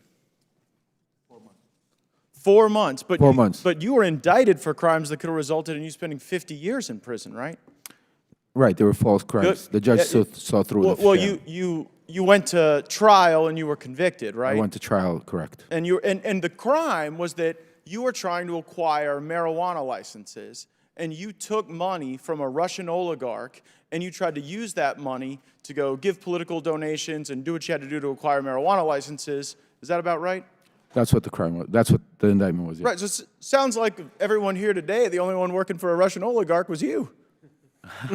Right? I mean, yeah, it was. I just heard you. It's public information. Yeah, no, I just heard you Congressman wax Gates. poetic. I got with paid Mr. Frost $200,000. You know how much I got paid. You were really worried about our democracy, and you were here to warn us. But you were working for a Russian oligarch, On wanting behalf to of get President marijuana Trump. licenses. But then you didn't even do it. The fraud you committed against the Russian oligarch was that instead you spent the money on yourself.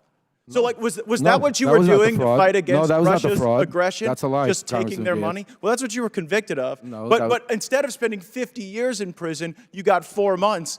As this hearing continues, I look forward to hearing what Mr. Galanis thinks about how he was treated by the DOJ for telling the truth, as opposed to how you're treated for lying. The DOJ didn't listen to the truth, because if they would listen to the question, truth, you the guys question would have been all Mr. in Gates jail. had is They for didn't want to hear Mr. the truth. You can't handle the truth, Matt Gates. Look, well, the truth for you is taking money from Russians to buy marijuana businesses and then going to jail and then coming here to lie about Trump. You should know better than anybody what Gentlemen's time has the DOJ is expired. about. Chair You now. should know better than anybody. Gentlemen's time's expired. Chair now recognizes Ms. Tlaib from Michigan. Thank you so much. It's so exhausting.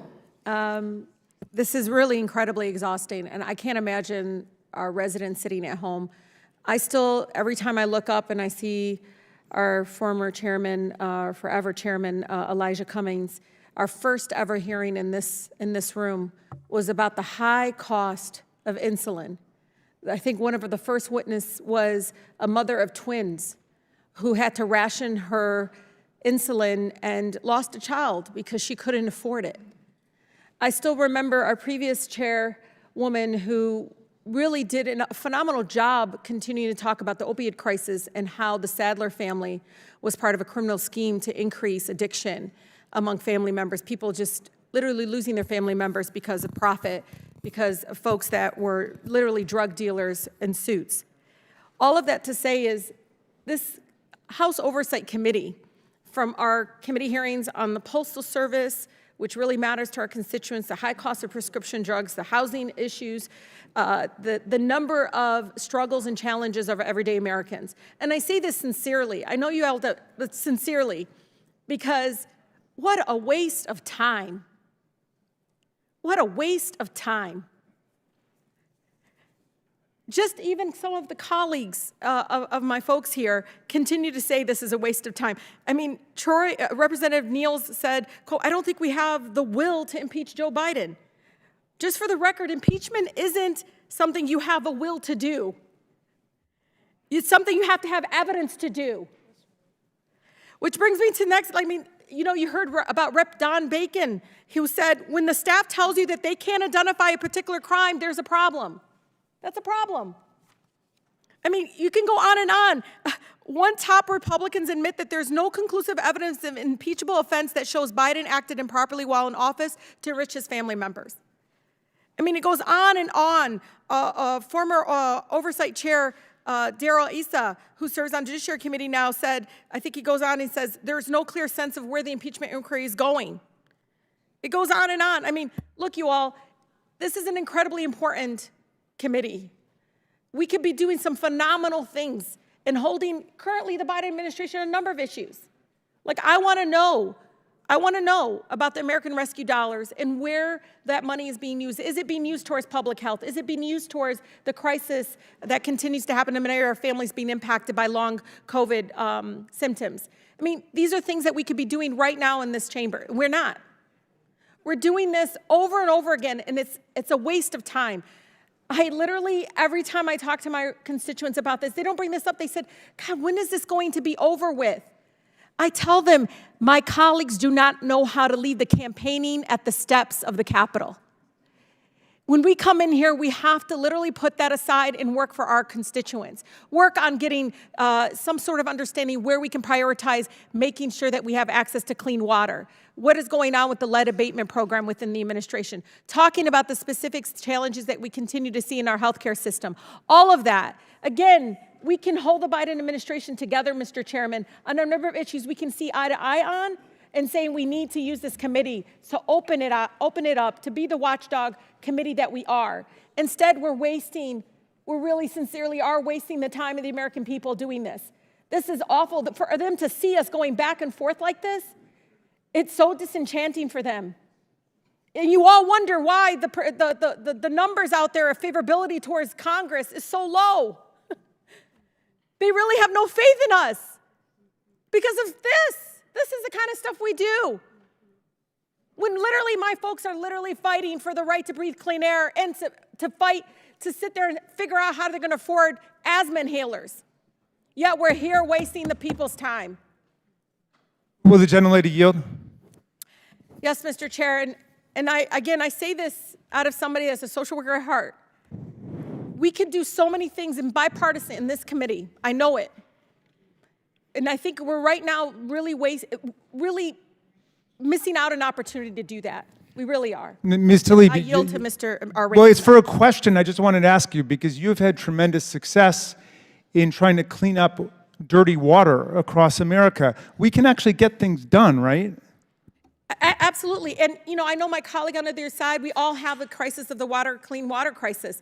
We could literally bring in folks in the EPA, bring folks into this chamber right now and ask, where is the Biden administration on the development of their lead abatement initiative? These are the things that I think very much many of my mayors, my local electeds, many of the state folks are asking, what can we do as members of Congress to basically have more transparency in where the priorities are? But again, I really say this sincerely to all of you. We can do better. We deserve to do better. I remember Chairman Cummings constantly reminding us that we can be better. Gentlelady's time's expired. Before I recognize Representative Fry, for what purpose does Representative McClain seek recognition? I'd like to enter something in the record. My friends on the other side of the aisle are desperately trying to deflect from the Biden family peddling scheme by attacking President Trump and his family. 5 minutes? I would like to enter into the record an article. Actually, Jared Kushner and Hunter Biden are nothing alike, and here are the facts. Thank you. Without objection, so ordered. Chair now recognizes Representative Fry for 5 minutes. Thank you, Mr. Chairman. One of the inconsistencies that I have kind of seen is what is on a text message, Mr. Bobulinski, with Raymond Zhao, and what Hunter Biden testified to in his own deposition. And so this is infamous. We've talked about this a lot. Z, please have the director call me, not James, not you, or Jim. Have him call me tonight. I am sitting here with my father. We've talked about this a lot. We've kind of got ad nauseum to it. And in response, Raymond Zhao says, copy, I will call you on WhatsApp. So in Hunter Biden's testimony on page 105, he states that the Zhao that he sent this to was not the Zhao that was connected to CEFC. What do you say about that, Mr. Bobulinski? Well, I think what he's simply saying is he made a mistake. Not that he meant to send that text message, because it's crystal clear that that message was meant for Raymond Zhao, who was the interpreter for Director Zhang at CFC. But I think he tried to obfuscate in his testimony that technically maybe he made a mistake and texted it to the wrong person. I can't speak to whether then he corrected that, but I do know, based on the communications, that he got on the phone with Raymond Zhao and set the record straight and exactly went through what he thought he was sending him in that message, because it's followed up where they say, they sort of snap to and say, we'll cooperate with the family. Why were they willing to cooperate with the family? Because effectively they were bribing the Biden family to get them to help them with the 4 unsealed indictments in the SDNY, which is the only thing that mattered to CFC. And Raymond Zhao, you said he was an interpreter, but he was a little bit more than that, too. He was like a chief of staff interpreter. Yeah. Correct. So he was kind of the handler for the CEFC business. Yeah, he spoke good English. Director Zhang spoke very little English. Right. So to the extent that this was the wrong Zhao, I mean, I'm no rocket scientist, but if I get a text message and it's somebody that it's a different Russell, I'm going to say, you've got the wrong guy, correct? Yeah, I believe Henry Zhao probably, his argument is he sent it to Henry Zhao. I'm assuming there's a text message somewhere where either Henry Zhao responded, hey, I think you meant that for somebody else. Instead, we just see, copy that. I'll call you on WhatsApp, right? Right, so if you were perplexed as to why you received a random text message that wasn't applied to well, that's actually Raymond Zhao saying, I'll call you on WhatsApp. That's what I'm saying. Yeah. So the purpose, the issue that he brings up, though, is that he was confused and it was the wrong Zhao. I want to ask you a couple more questions real quick. Hunter Biden's transcript on page 42, he said, I officially began to work for CEFC when I received a retainer from CEFC in early or spring of 2017. Is that true? Well, it goes back to the word official. He's parsing words. Hunter Biden started working for CFC in the fall of 2015 and worked for CFC throughout 2016. That was confirmed to me by him, by James Gilliar, by Rob Walker, numerous face-to-face conversations on it, right, numerous so meetings. So this is not true. On page 48 of his transcript, Hunter is asked, he's never interacted with any of your business associates. Is that correct? The he's referring to is Joe Biden. Is that true? That's a lie. Hunter lied to the committee about important details concerning his money demands and threats to CEFC based on this WhatsApp message right here. On page 105 of his testimony, Hunter states, quote, my father had no awareness of the business I was doing. Is that true? That's a lie. You also talked about how Jim Biden also lied extensively throughout his own testimony, and that Jim was selling plausible deniability for many years so that he could not tell the truth from a lie. On page 100 of Jim Biden's transcript, Jim is asked, do you recall having a meeting with Hunter Biden and Tony Bobulinski and Joe Biden? Jim's response was absolutely not. Jim states that Joe Biden never met with Tony Bobulinski. Is that true? That is a lie, and I'm shocked that his lawyer sitting next to him, a former U.S. attorney, allowed him to say that lie 3 different times in that transcribed interview. Right. When pressed, he continued to double down on that. He got excited. His lawyer had to calm him down, and he continued to lie about it. On page 124 of the transcript, Jim Biden states, quote, it was Hunter Biden, myself, Gilliar, I don't know, it was the 5, okay, and everybody was 20% okay. You know what? It was never executed, it was never signed. And he's referring, of course, to the contract or the agreement. Is that true? That's a lie. He fully executed the legal document, Oneida Holdings LLC, as did Hunter, James Gilliar, Rob Walker, and myself. Thank you for your testimony today. Thank you. Yours has been the consistent testimony throughout this process, unlike the other people who have come before this committee. And with that, Mr. Chairman, I yield back. Very good. Chair now recognizes Ms. Presley from Massachusetts for 5 minutes. Thank you, Mr. Chairman. When Elijah Cummings was the chair of this committee, he often reminded us that our role was to be in an efficient and effective pursuit of the truth. So I'm going to try to do exactly that because this farce has gone 15 months, 10,000 documents, and 11,000 hours too long, and we've got a lot of ground to cover here. Mr. Partners, thank you for being here. Last year, you wrote a long letter to Chairman Comer detailing your extensive role in the, quote, campaign orchestrated by Giuliani and Trump to dig up dirt on the Bidens and to spread misinformation about them through various networks, including government officials, journalists, and Fox News personnel, unquote. When that campaign failed to find dirt because, well, there was no dirt to be found, the former occupant of the White House demanded that Ukrainian political officials announce investigations into the Biden family in order to smear Joe Biden prior to the 2020 presidential election.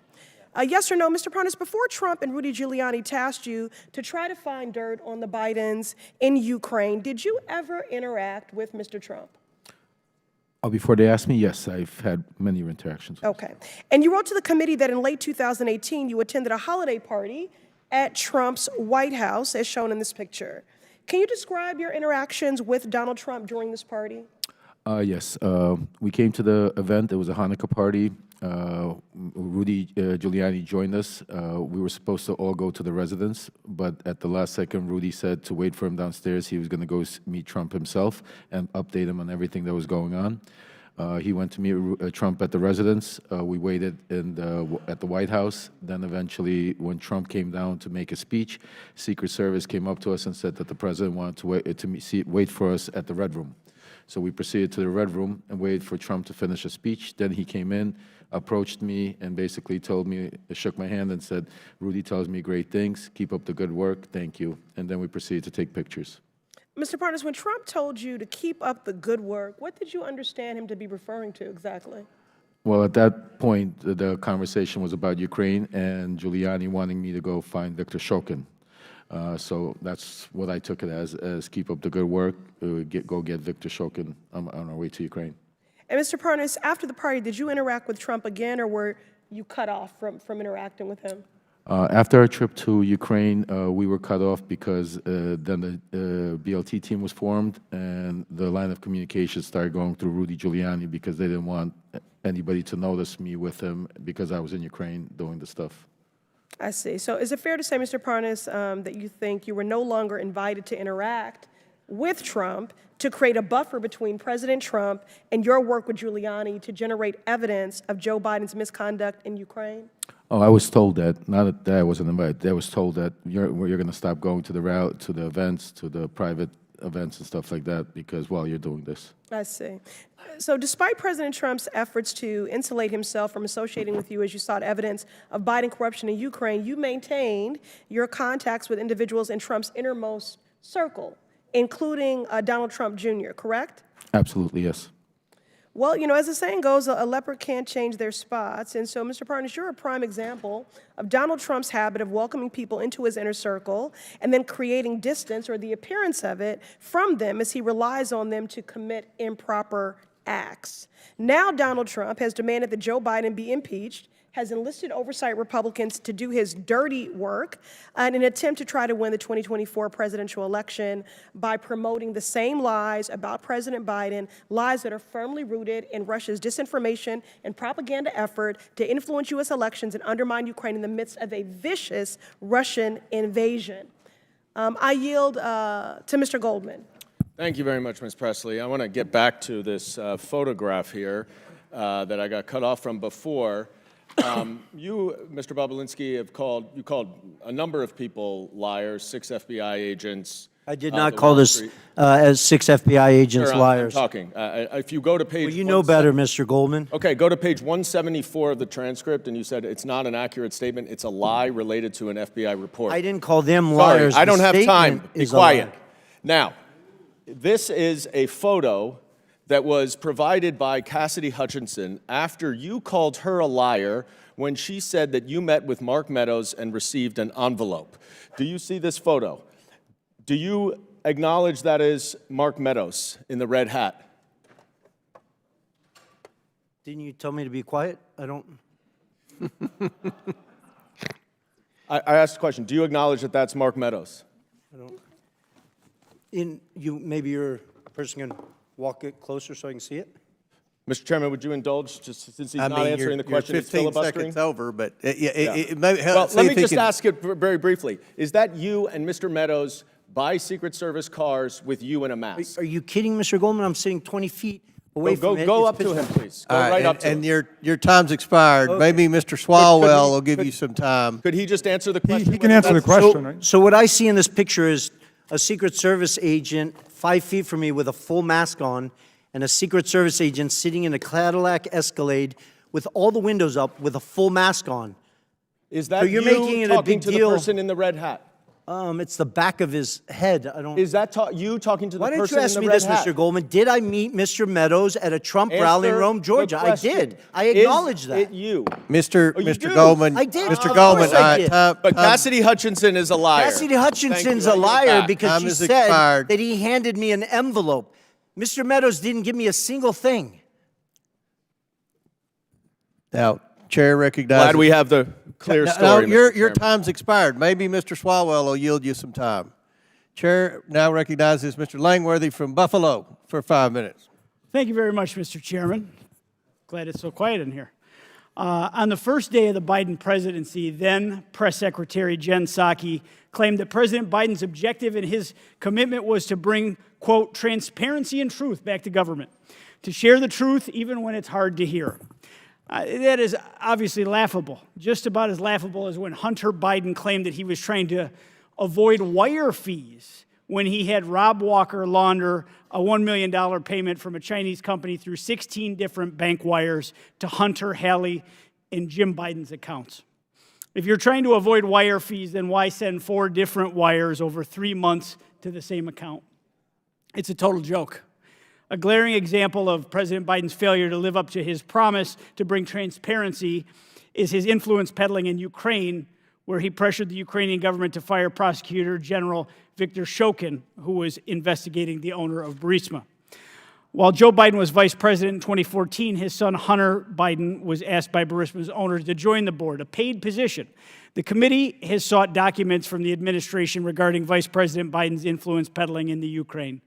The administration, which claims transparency, has failed to produce these documents. I'll give you an example. On September of 2015, the United States was steadfast in its belief that the owner of Burisma was the face of corruption in Ukraine.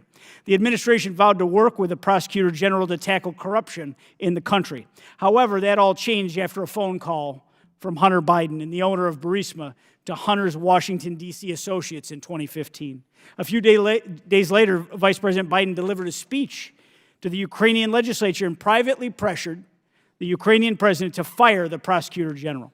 The Oversight Committee has asked the White House for drafts of Vice President Biden's speech to the Ukrainian legislature from 2015. They have withheld those draft speeches for nearly 7 months. To this date, we have not been able to review them. We all want to know whether there were edits to the speech after Hunter called D.C. We all want to know whether the vice president, then vice president, changed course to protect his son and his corrupt business associates. We all want to know whether the Biden family's business dealings affected American policy towards the Ukraine. The White House claims to be committed to bringing truth and transparency to government. It just seems like it's only interested when it's convenient for his administration. Now, Mr. Bobulinski, did Hunter ever tell you at any point the value of the Burisma income to him?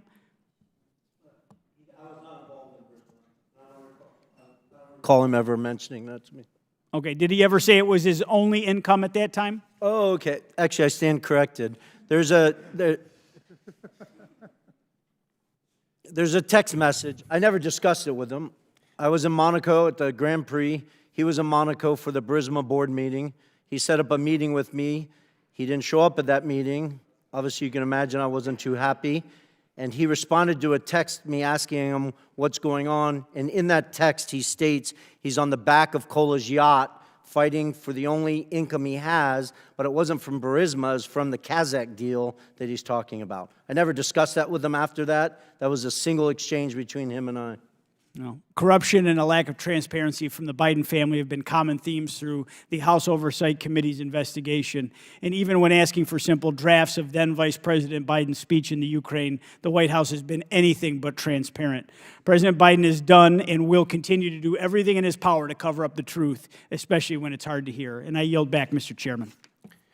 The gentleman yields back. Mr. Bobulinski yields back to me for 1 minute. Is there anything that you want to respond to? No, you don't worry about Mr. Goldman. We don't pay any attention to Mr. Goldman either. But is there anything that anyone said up here that you want to take about 55 seconds to respond to?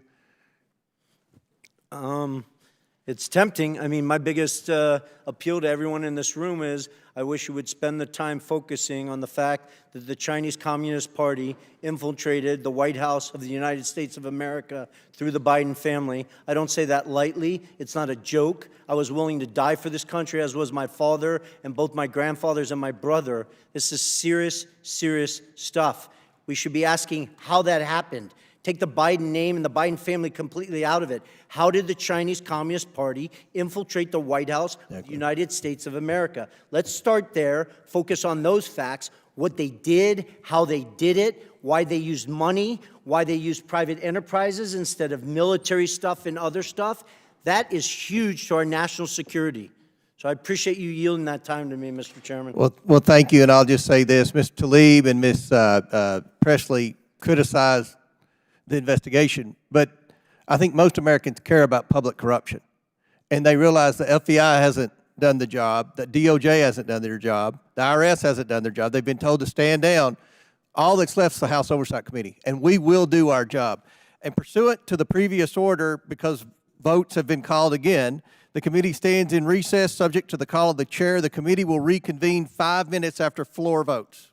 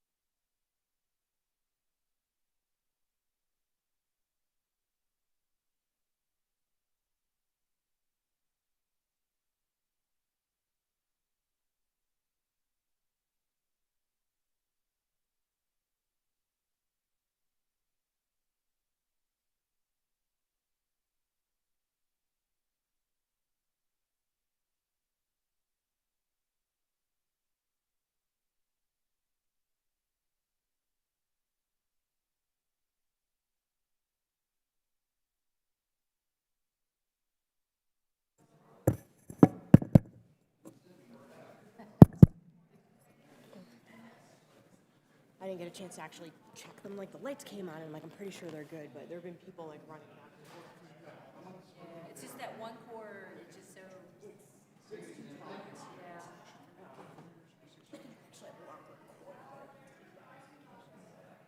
That was embarrassing. Well, I mean, it has, well. Yeah, like, I knew, like, as I was running down here, like, somebody kicked the cable out.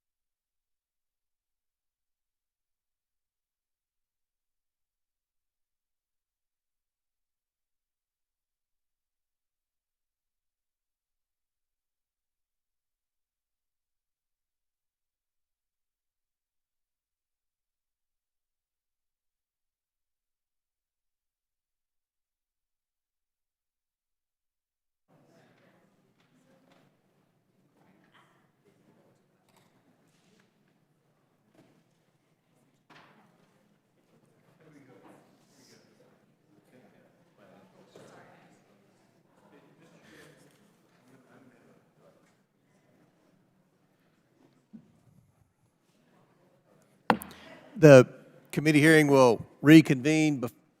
Chair recognizes Mr. Swalwell for 5 minutes. Mr. Bobulinski, in your interactions with the Biden family, which you've told us all about throughout the day, did you ever observe the Chinese government grant 22 patents to any of Joe Biden's children while Joe Biden was in office? I did not. Did you ever observe the Chinese government, did you ever observe Joe Biden ever own or operate any hotels while he was in public office and take millions of dollars from foreign governments? I did not. Did you ever observe Joe Biden employ any of his children or their spouses in the White House as vice president or president? I did not. I can't speak to that. Did you ever observe, while observing the Bidens install a family member to be the co-chair of the DNC? I'm sorry, ask the question again? Did you ever observe the Bidens install a family member to be the co-chair of the Democratic National Committee? I did not. Did President Biden or anyone in his family take $2 billion from the Saudi government? Not that I'm aware of. Did President Biden or anyone in his family get fined $355 million for tax fraud? Not that I'm aware of. Mr. Parnas, as you've observed Mr. Bobulinski today and his fealty and dedication and loyalty to the Trump family, is that something you recognize as somebody who was also in that cult before? Absolutely. Is there hope for our man Tony here? Very little, I think, until he hits a brick wall. And in your experience, on a scale of 1 to 10, how eager was the Trump campaign in your interactions to manufacture dirt on Joe Biden? 1 to 10, 10 being the highest. 10 plus. 10 plus. Would it surprise you, Mr. Parnas, that the Russians and in their disinformation campaign outlets have often cited Chairman Comer's testimony and allegations against the Biden family to make their own allegations against Joe Biden? No, it doesn't surprise me because that's exactly what they want to happen. Mr. Chairman,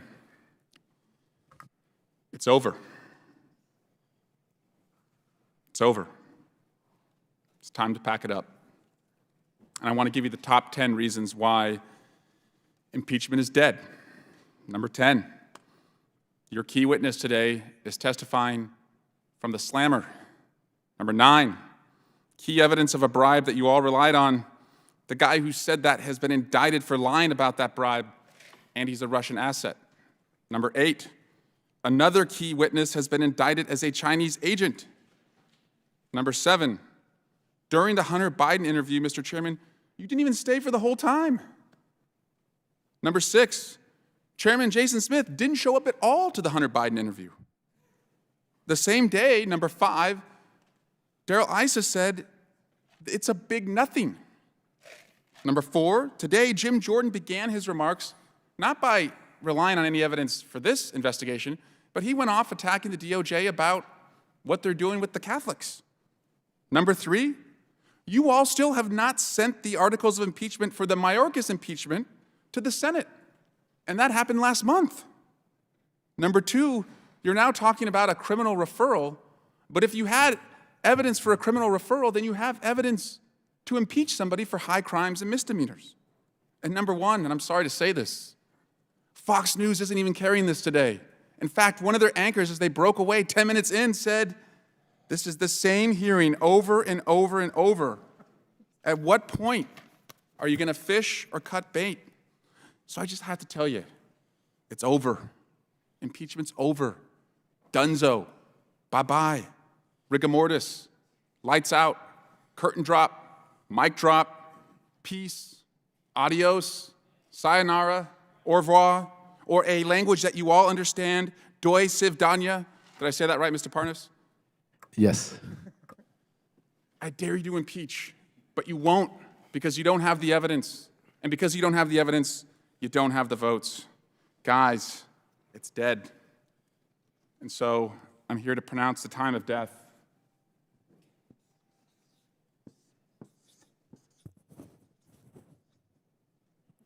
$5:16. Say it in Chinese. Impeachment is dead.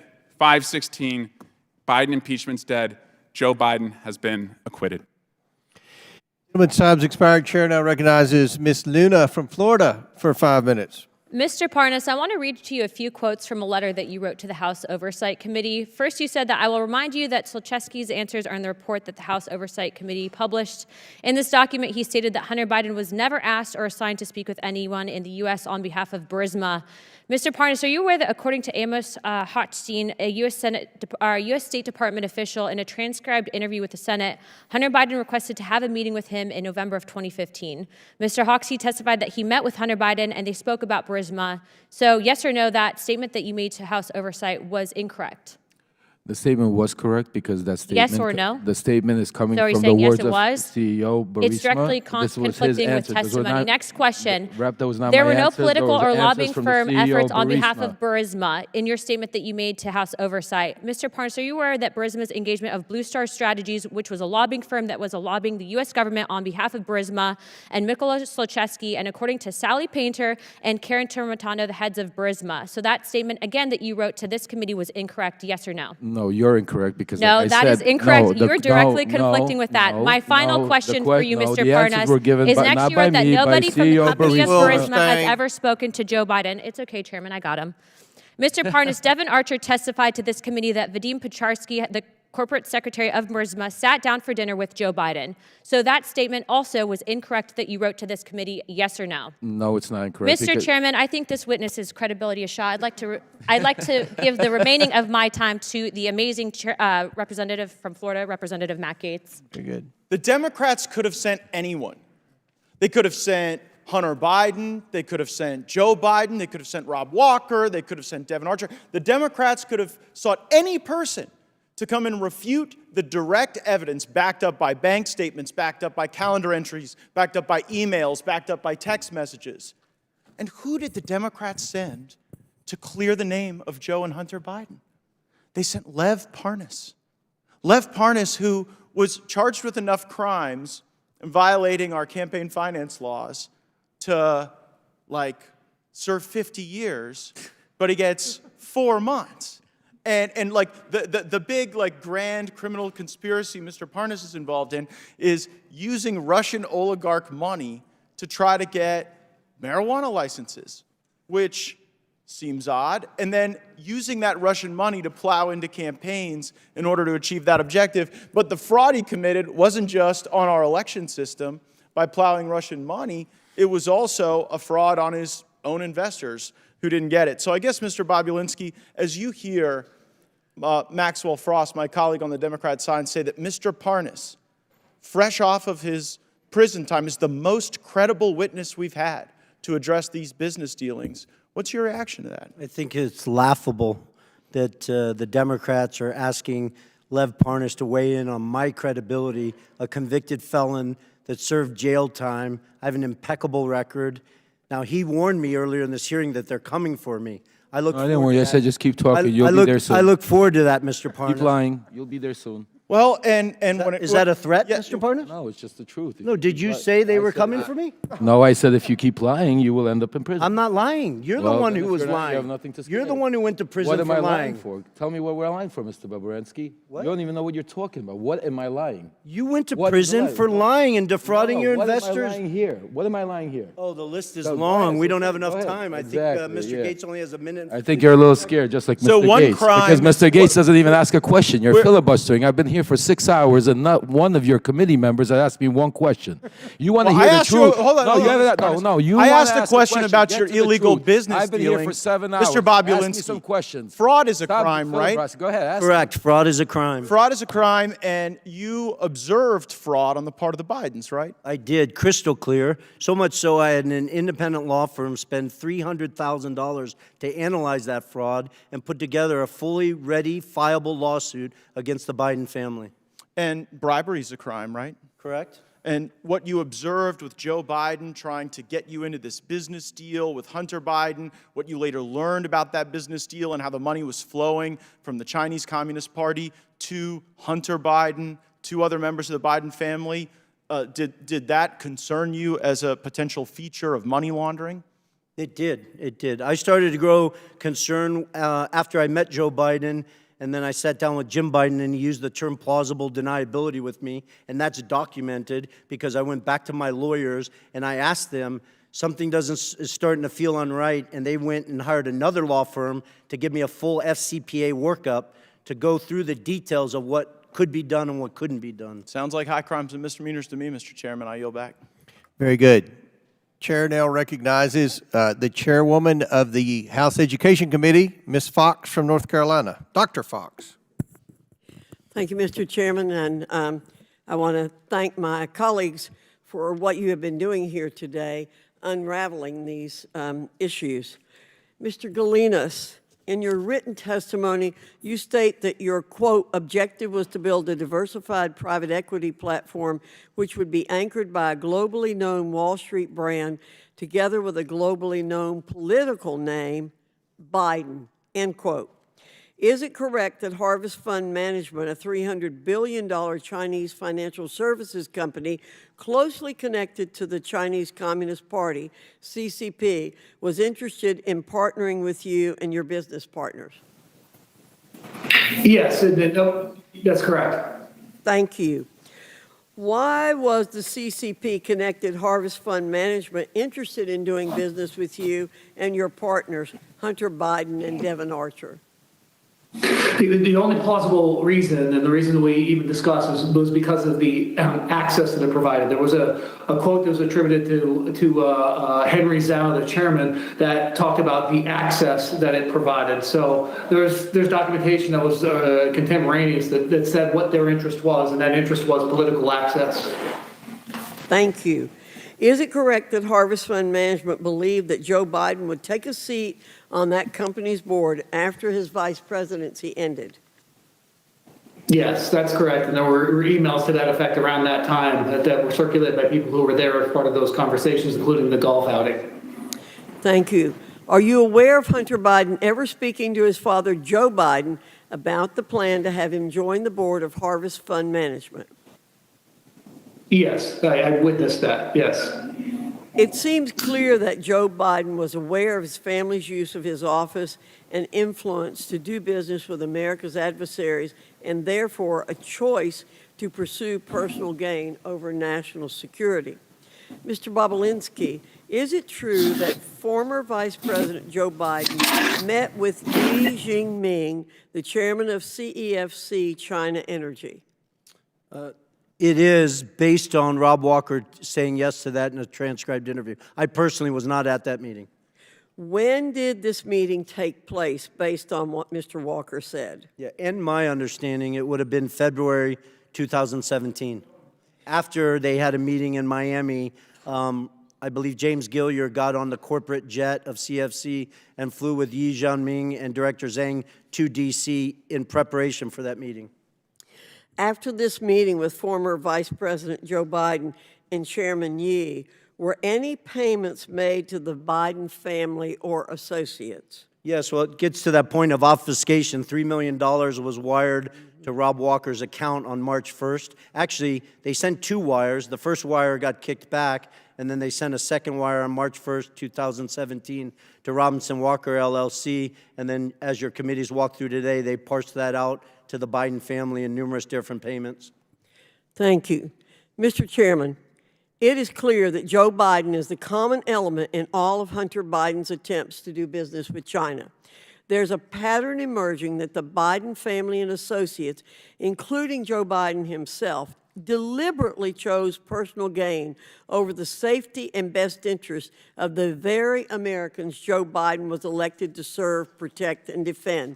With that, I'll yield the balance of my time to Mr. Gates. Hunter Biden's deposition. Question. Do you think some of your business associates we've spoken about today, Mr. Archer, Mr. Bobulinski, Mr. Galanis, do you think they had an expectation that your dad had any role or involvement in any of your joint business dealings? Answer from Hunter Biden.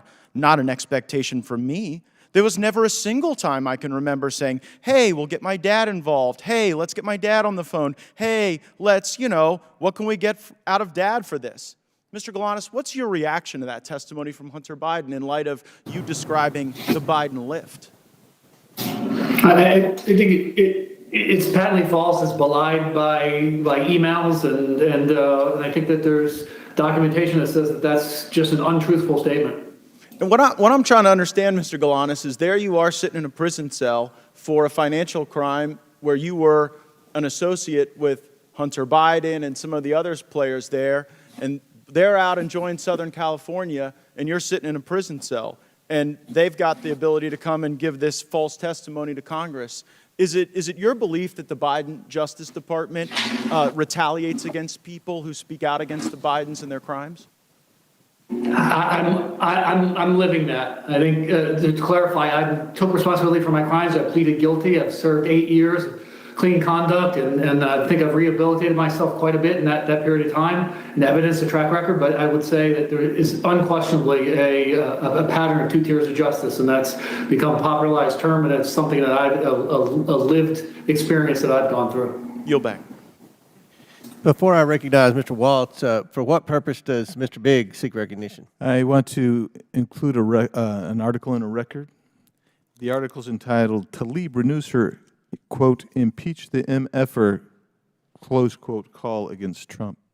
Without objection to order, for what purpose does Mr. Gates seek recognition? Mr. Chairman, I seek unanimous consent to enter into the record the press release from the Department of Justice, Lev Parnas sentenced to 20 months in prison for campaign finance, wire fraud, and false statement offenses. Without objection, so ordered. Chair now recognizes Mr. Waltz from Florida. Thank you, Mr. Chairman, and I find it incredibly rich. Mr. Swalwell is going to come to this committee and lecture us about how China penetrates our government. I think that's something he may know a thing or two about, but let's talk about how China has penetrated the highest levels of this government, including this president and this White House, because I think the visual is incredibly important. Mr. Bobulinski, Hunter Biden portrayed Chairman Yi, the chairman of CEFC, to Jim Biden as a protege of Xi. Is that accurate? Not only is it accurate, and it wasn't just Hunter Biden, it was James Gilliar, Rob Walker. I wouldn't have used the word protege. They just basically, You don't run China's largest state-owned energy company without being close to Chairman Xi. Correct. Right, fair enough. And by the mid-2000s, Chairman Ye ran a business empire estimated, as much as you can estimate a Chinese state-owned enterprise, tens of billions, including, and from a national security standpoint, this is the critical piece here, including implementing China's Belt and Road Initiative, not just all over the world, right here in the United States. Is that accurate? 100%. So CFC was effectively the shadow arm of the Chinese government deploying tens of billions of dollars around the world, very well documented. At its peak, I think it was doing $50 billion of revenue per year, one of the top 5 largest. Debt diplomacy, where they are taking electrical grids, they are bribing officials, they take as collateral, not just grids, ports, airports, key infrastructure that the Chinese government could then leverage and use against any country, but also here in the United States. I mean, that's how the Belt and Road Initiative works. Heck, I was just in the Armed Services Committee with the commander of Indo-PACOM, our Pacific Command, talking about how China is basically gobbling up infrastructure around the world, including here. So by the mid, 2015, 2016, Hunter Biden's developed a very lucrative business relationship. By 2017, Hunter Biden's forged such a partnership with Chairman Ye that he planned to share an office space with him and then just removed Vice President Biden at the House of Sweden in Washington, D.C., correct? Correct. So here's what's interesting, and building on Chairman Fox's questions, within days of him leaving the vice presidency, ostensibly for work performed, $3 million flows through these shell companies that we've depicted here. I mean, you could see how complicated this is, but the key piece is the flow to Hallie Biden, to Jim and Sarah Biden, to Hunter Biden and his various affiliates. And the kicker here, Mr. Chairman, is that we know Hunter is then complaining about paying all his dad's bills. He's complaining to the other relatives saying, you freeloaders, I'm having to use all this money to pay the big guy's bills, house renovations and all kinds of things, correct? Correct, and it's important for the American people to understand the $3 million was 3 of $20 million that the Bidens expected to be paid for the work in 2015 and 2016. Mr. Chairman. And that's not just my word, that is documented. That's all in numerous documented, bank records, text messages, emails. Mr. Chairman, Bob Menendez's wife can't get paid by the Egyptians and then provide that money over to pay Goldbar Bob's, Senator Menendez's bills. I can't have my daughter get paid by, I don't know, Kazakhstan, Russia, and China and then pay my bills. Sure. And we know also that they had commingled funds with the Vice President of the United States. When we talk about crimes, let's talk about the crimes. We know he perjured himself. That's a crime. We know he was acting as a foreign agent. And was he registered under FARA? Was he registered as a foreign agent? Not that I'm aware of. Was his dad complicit in him acting as a foreign agent through meetings and dinners and what have you? That's crime. 100%. That's crime number 2. He was clearly acting in that capacity. We have the Foreign Corrupt Practices Act, and we already have them thanks to the work of this committee for tax evasion. So, Mr. Chairman, there are multiple crimes that this committee has established ample evidence. We must move to impeachment. We cannot allow this to stand. And I look forward to seeing those references to the Department of Justice's. For this alone, this is a critical national security issue. The Chinese Communist Party call it the princelings. They don't go after the principle they want to influence. They go through the sun. And it is right out of their playbook. And they've done it at the highest levels of the United States government. I yield my time. Very good. Mr. Chairman, I just have a couple of UC requests, if that's all right. Proceed. One is from Devin Archer's transcribed interview testifying that Joe Biden had nothing to do with any of Devin Archer's business ventures with Hunter. Second is the declassified intelligence community assessment from the National Intelligence Council, March 2021, detailing efforts by Russian actors to interfere in the 2020 U.S. elections. And finally, most importantly, the U.S. District Court decision from the Southern District of New York in United States versus Galanis, where Mr. Galanis was described as a con artist who wanted to be in business with Hunter Biden but never was, and how they thought that they could add layers of legitimacy to their con operation. If I could have those introduced. Without objection, so ordered. Now the chair recognizes Mr. Gates from Florida. You're a serious business person, Mr. Bobulinski, right? I am. Unlike the convicted felon next to you, you've served in the military, right? Correct. You've done big deals. Correct. Complicated deals, deals that involved foreign businesses, right? Correct. And so what I'm trying to figure out is when you came to realize that you showed up at the wrong party. Because you kind of strike me as a guy who showed up to do a legitimate business deal, and you ended up instead at a bribe. And so as you're looking at CEFC, as you're having this meeting with Joe Biden, as Hunter Biden is introducing you to his web of contacts, when did you go from serious businessman Tony Bobulinski working to make a buck in a capitalist system to a guy worried that you had been unwittingly ensnared into Hunter and Joe Biden's bribe operation with the Chinese Communist Party? I appreciate the question. It wasn't an aha moment. It was more of a process. I am a serious businessman, demonstrated by the different deals I've done around the world and the success of them. But it started, remember, the Biden family wasn't my entry into this. James Gillier, who I'd known for over 10 years, who traveled the world doing business, kept trying to get me involved. I really had no interest. I sat down in the spring of 2017 to walk through things, and then I quickly put together 2 businesses, Sinohawk and Oneida. After the meetings in Los Angeles with Hunter and Joe Biden, it started to sort of, bells and whistles started to go off when Jim Biden used the term plausible deniability. Plausible deniability is the first moment, straight from the lips of Jim Biden, right on the heels of your discussion with Joe Biden, where you start to think, this might not be legit. Correct. And my lawyers at the time could attest to that because I reached out to them saying, listen, I'm a former naval officer. I held a Q security clearance. I couldn't collect. Somebody couldn't take me to dinner for $50.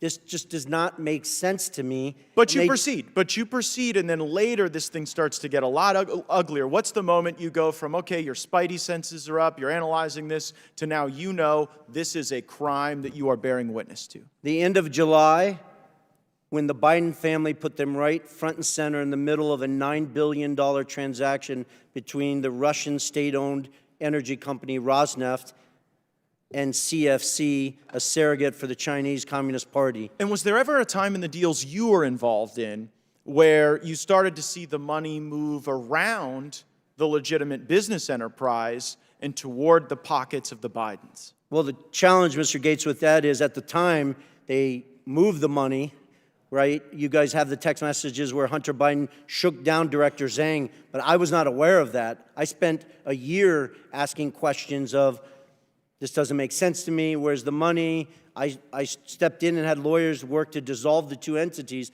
I didn't know till years later that they had defrauded me, they had gotten paid all this money, and all this craziness. The amount of facts, it just seems pretty simple. This is either a bribe or a business. It was a bribe from the Chinese Communist Party.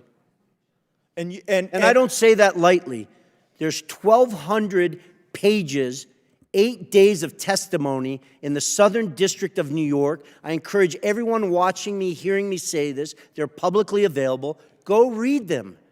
Our Department of Justice outlines in intimate detail the corruption and bribes that CFC was deploying to political officials all over the world. It wasn't so just in I'm the here United to States. believe that they did this in every other country, but with the Biden family, it was pristine. It was an actual clean business. That's absurd. And you came to know that, and that's when you blew the whistle, right? That's when you started to get worried, when you saw Joe Biden. I stepped away from it. There's the whistleblowers. I can't give them kudos enough for the bravery and the risk they put their family in. They publish stuff where I am voicing the concern of the Rosneft deal. And you animated your concerns when you saw that this wasn't just a corrupt bribe, a corrupt business deal happening to a guy who used to be vice president. When you see that Joe, everyone's made a big deal like you're a bad guy that you showed up at the debate, or you're trying to give life to these facts that you've observed, that it's so bad that you did that during a political contest. But observing this, it kind of seems like it would be unpatriotic for you to stay quiet. Of course. And so, I mean, Joe Biden running for president clearly motivated the Chinese to consummate this bribe. Did it also motivate you? Well, I didn't want to go public. I wanted to simply unload all the facts, personal experiences. It's funny, there's 18 people on this committee with law degrees, including, I think, Mr. Swalwell. Evidence, firsthand testimony, is the most powerful evidence you have. I've given it, Mr. Galanis has given it, along with a whole host of other witnesses. Then, on top of that, I have thousands of documents and pages of legals and stuff like that. That's what's interesting, I wanted to Mr. simply Bobulinski. give this information. Yeah, Congressmen and senators. No and one let them questioned do their any of job. your facts. Yeah. No one brought a single piece of evidence that even for a moment discredited any of the truthful testimony that you've given us. No, I see they my did time's not. expired. I yield back. Gentleman yields back. That concludes our questioning. Again, want to thank the witnesses.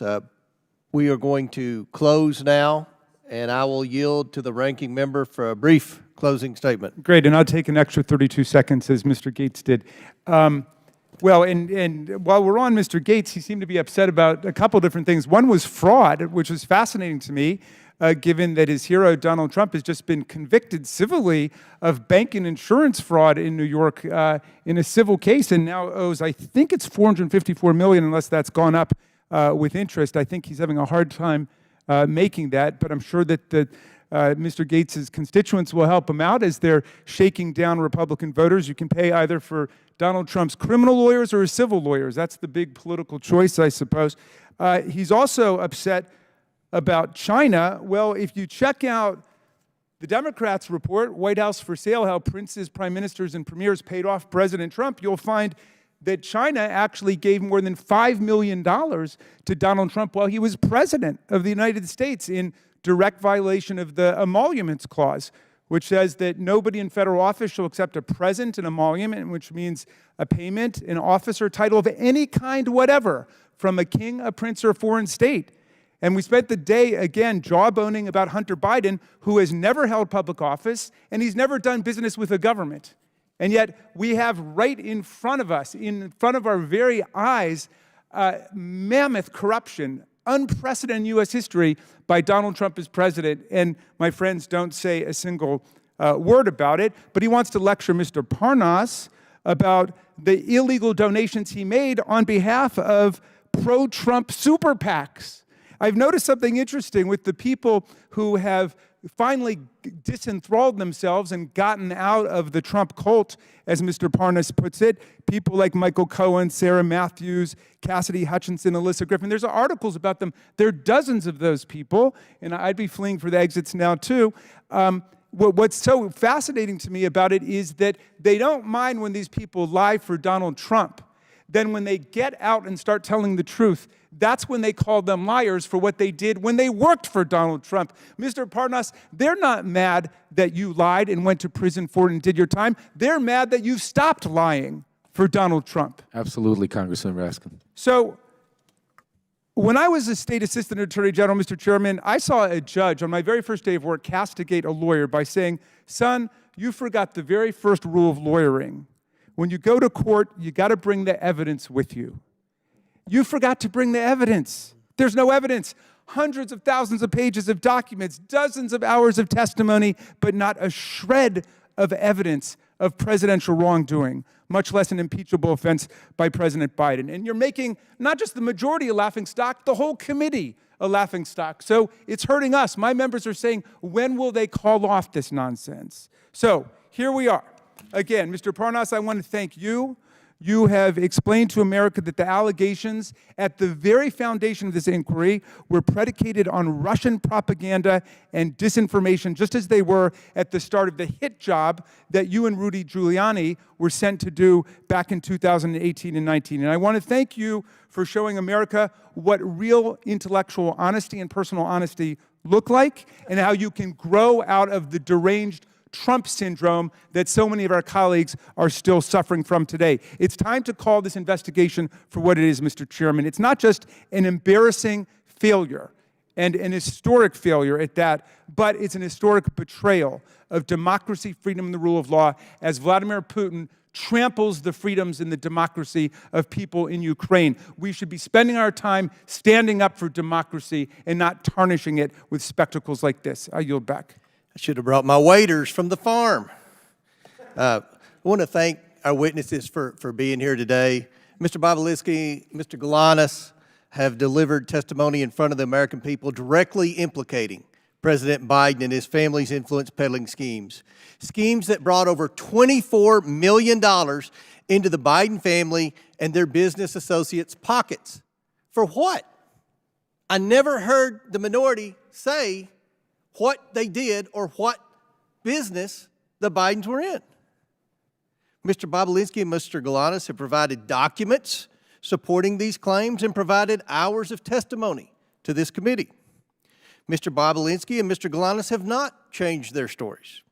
Mr. Bobulinski and Mr. Galanis did not ask for this hearing, but they showed up for it because they have nothing to hide. I also invited Hunter Biden to this hearing, in part due to his own request that he be allowed to provide transparency and testimony before the American people. Or at least he did request this hearing, and then he sat for a deposition with the Oversight and Judiciary Committees. Now he's nowhere to be found. Mr. Bobulinski, Mr. Galanis, and others have implicated Joe Biden in the Biden family business. Hunter Biden denies his father's role in the Biden family business. This is a material discrepancy among witnesses of the highest order. I attempted to solve this problem by getting the witnesses in the same room together to straighten out any misunderstandings. It should be clear to the American people that Hunter Biden's word is as valuable as the fake services he was selling. And this committee will not play games or belittle the institution of Congress by allowing Hunter Biden to call the shots about who he testifies with or when he does it. At this point, the only person who can resolve this discrepancy about Joe Biden's participation in his family's influence peddling schemes is Joe Biden himself. As I said at the beginning of this hearing, Joe Biden was either used by his family over and over again and paraded in front of his business partners to rake in millions of dollars, or he knew exactly what he was doing to enrich his family. Joe Biden was either complicit or incompetent. And the American people deserve to know which one it is, which one it was. But neither is acceptable for the leader of the United States. I don't think anyone believes that this is acceptable behavior for the family of the President of the United States to receive tens of millions of dollars from our adversaries around the world, and they can't say one single thing they did to receive the money. Nobody supports that. I don't care if you're Democrat or Republican, if you're from a big city or a small town. That's not what this democracy is about. That's not what the founding fathers set up. They set this up that we have public servants come and provide their public service and then go on. They did not set this up for public servants to enrich themselves through their family, through influence peddling. No one is denied. Is anyone denying, Mr. Raskin, that the Biden family was influence peddling? Nobody denies that the family was influence peddling. What we have here is a major discrepancy on what role Joe Biden played. We know the three former Biden associates say that Joe Biden was actively involved and knew full well what the schemes were, what the family was up to. But we have Hunter Biden testifying under oath that his dad didn't know. So in the coming days, I will invite President Biden to the Oversight Committee to provide his testimony and explain why his family received tens of millions of dollars from foreign companies with his assistance. We need to hear from the President himself. And I assure the American people that they will be able to evaluate for themselves the President's honesty and fitness for the office he now holds. With that, Mr. Chairman, are you going to invite Donald Trump to come and talk about his violations of the Emoluments Clause? you all have investigated Donald Trump for years, and I'm pretty sure I've read in the paper that there's a lot of investigations of Donald Trump. No one's investigated Well, we Joe impeached Biden. him. You were invited to impeach Joe Biden Are today. you supporting, are you going to work with me to see that Joe Biden comes and answers these discrepancies? I mean, this is a big deal. There's no discrepancies. There's not No been, discrepancies. No, there's no evidence at all that he's committed any high crime and misdemeanor. What is it? In closing, I want to thank our panelists once again for their important and insightful testimony today. With that and without objection, all members will have 5 legislative days within which to submit materials and to submit additional written questions for the witnesses, which will be forwarded to the witnesses for their response. If there is no further business, without objection, the committee stands adjourned.